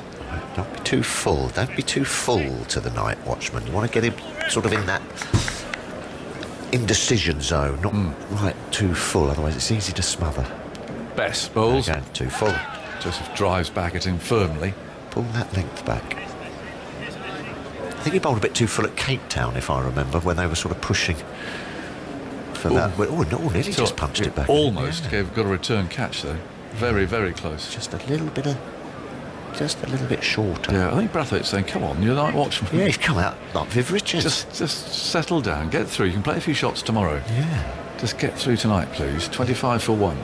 3 men round the bat. In comes Bess. Bowls to Joseph on the back foot now. Yeah. Well, it's just a bit more awkward for the tail ender, isn't it? Yeah. You know, you can. That's the one shot I used to be able to play, is the off drive. You know. But get him off that off drive. The tail ender. I don't remember that, if I'm honest. Well, I didn't get bowled too many far volleys. In comes Bess, bowls, and that's again very easily played. I think he has a bit of a telling off there. Yeah, he did. The Night Watchman is being told to just settle down a bit. I've found that Canterbury game, Agus. How was it?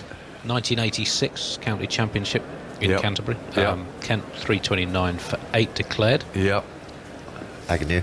I probably didn't get any wickets either. Here's Bess over the wicket and bowled. Oh, he's gone for a big one. What an extraordinary innings this is by a Night Watchman.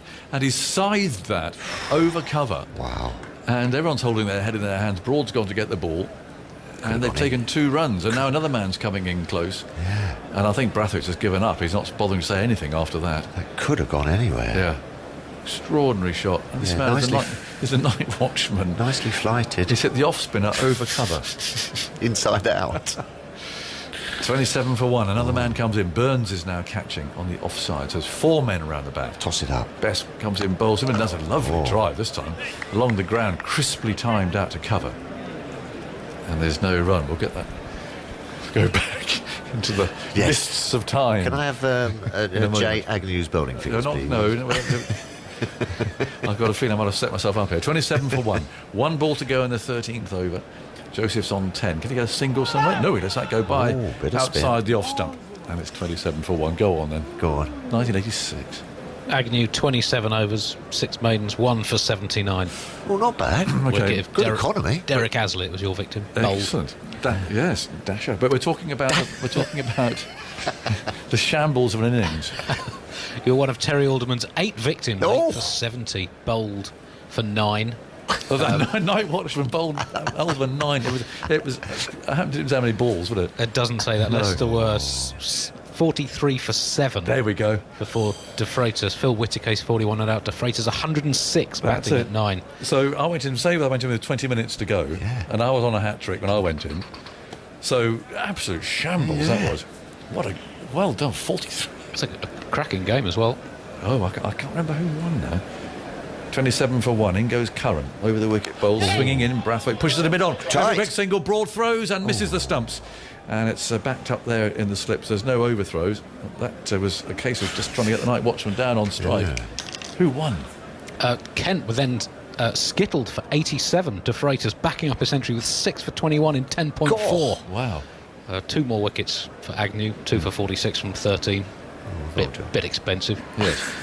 Wickets of Benson and Aslett bowled again. Oh, did him again. Good bunny. Leicester chasing 218 to win. Agonisingly, 212 all out. What a game that is. Century by Peter Willey. 6 for Alderman, 14 in the match. Agnew left stranded, 27 not out. Oh, wow. He's teed us up. I do remember that. He's playing that towards mid-on. There's no... I think I played rather well. But I was just let down by everyone else as usual. Well, a bowling attack. Graham Dilley, Terry Alderman, Derek Underwood, Richard Ellison, all test bowling attack. Oh, wow. 20, one of the great innings. 27 not out. 27 not out. Ooh. You were taking them to victory, Agus. Who was the last man out then? Not old Les. George Ferris. LBW. Oh dear. Actually, I do remember that. So how much did we lose by? 5. 5 runs. What a game that is. Wow. There goes Curran over the wicket and bowls. And that's played out to mid-off by the night watchman, Joseph. What a game of cricket. Well, but it just goes to show as well. I mean, 3-day game. Yeah, but what a great game of cricket. Yeah. And also, you know, that's an international bowling attack Kent had there. I think I might have swept deadly a couple of times. Danced down the track. Dill, you know, I mean, hooked him off my nose. We had some great games, didn't we? And that was that. And people talk about 3-day games. You had to invent things and do stuff. That was a pucker game of cricket. Yeah. It went to the wire. Brilliant. 5 runs. Oh. But 7 down before the close. Oh, and you were there. That could have been your moment. This is just, he's gone for the hook shot now, the night watchman, and has gloved this over Butler's head. Wow. I've never seen a knock like this. This is a remarkable innings. And Joseph goes to 14 from 16 deliveries. As time ticks away, I mean, this will be the last over. And he's off to a flyer. He is. I'm looking forward to seeing him tomorrow. Yeah, now. he's eyeing up 100 here. Taking the hook on. But he's hit the off spinner over extra cover and then taken on the hook. I mean, 2 balls to go. perhaps that's the way to go. I've only seen all the shots in the book from Joseph so far, apart from the forward defence, I think.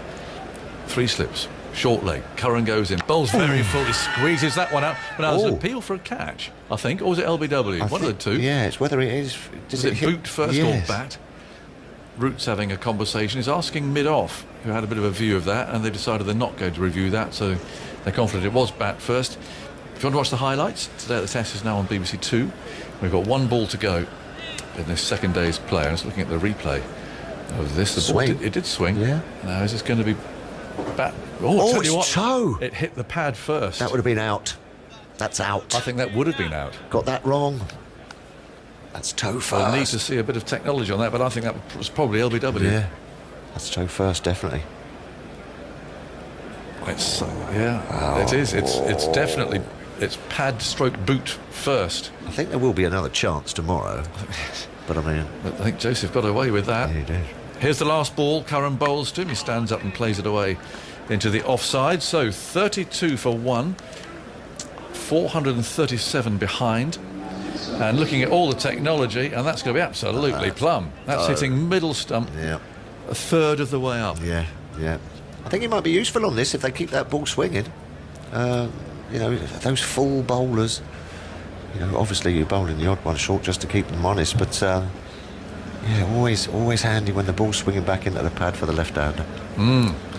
Well, when will they just discover, I wonder, that they should have reviewed that. But they've got 1 wicket, and it's just fingers crossed, really, that the forecast for tomorrow, it turns out to be that the actual reality turns out to be better than the forecast. So off they come, 32 for 1, 14 overs bowled. And the camera's focusing on Dom Sibley and Ben Stokes, who dominated England's innings, of course. 120 for Sibley, 176 for Stokes. So we'll start our review of the day, and this can be downloaded as a podcast later on at bbc.co.uk/cricket. So close of play of the second day, the second test between England and West Indies at Emirates Old Trafford sees West Indies close on 32 for 1. That means they're 437 runs behind England's first innings total, which Joe Root declared close at 469 for 9. So 469 for 9 declared from 162 overs. It was a marathon.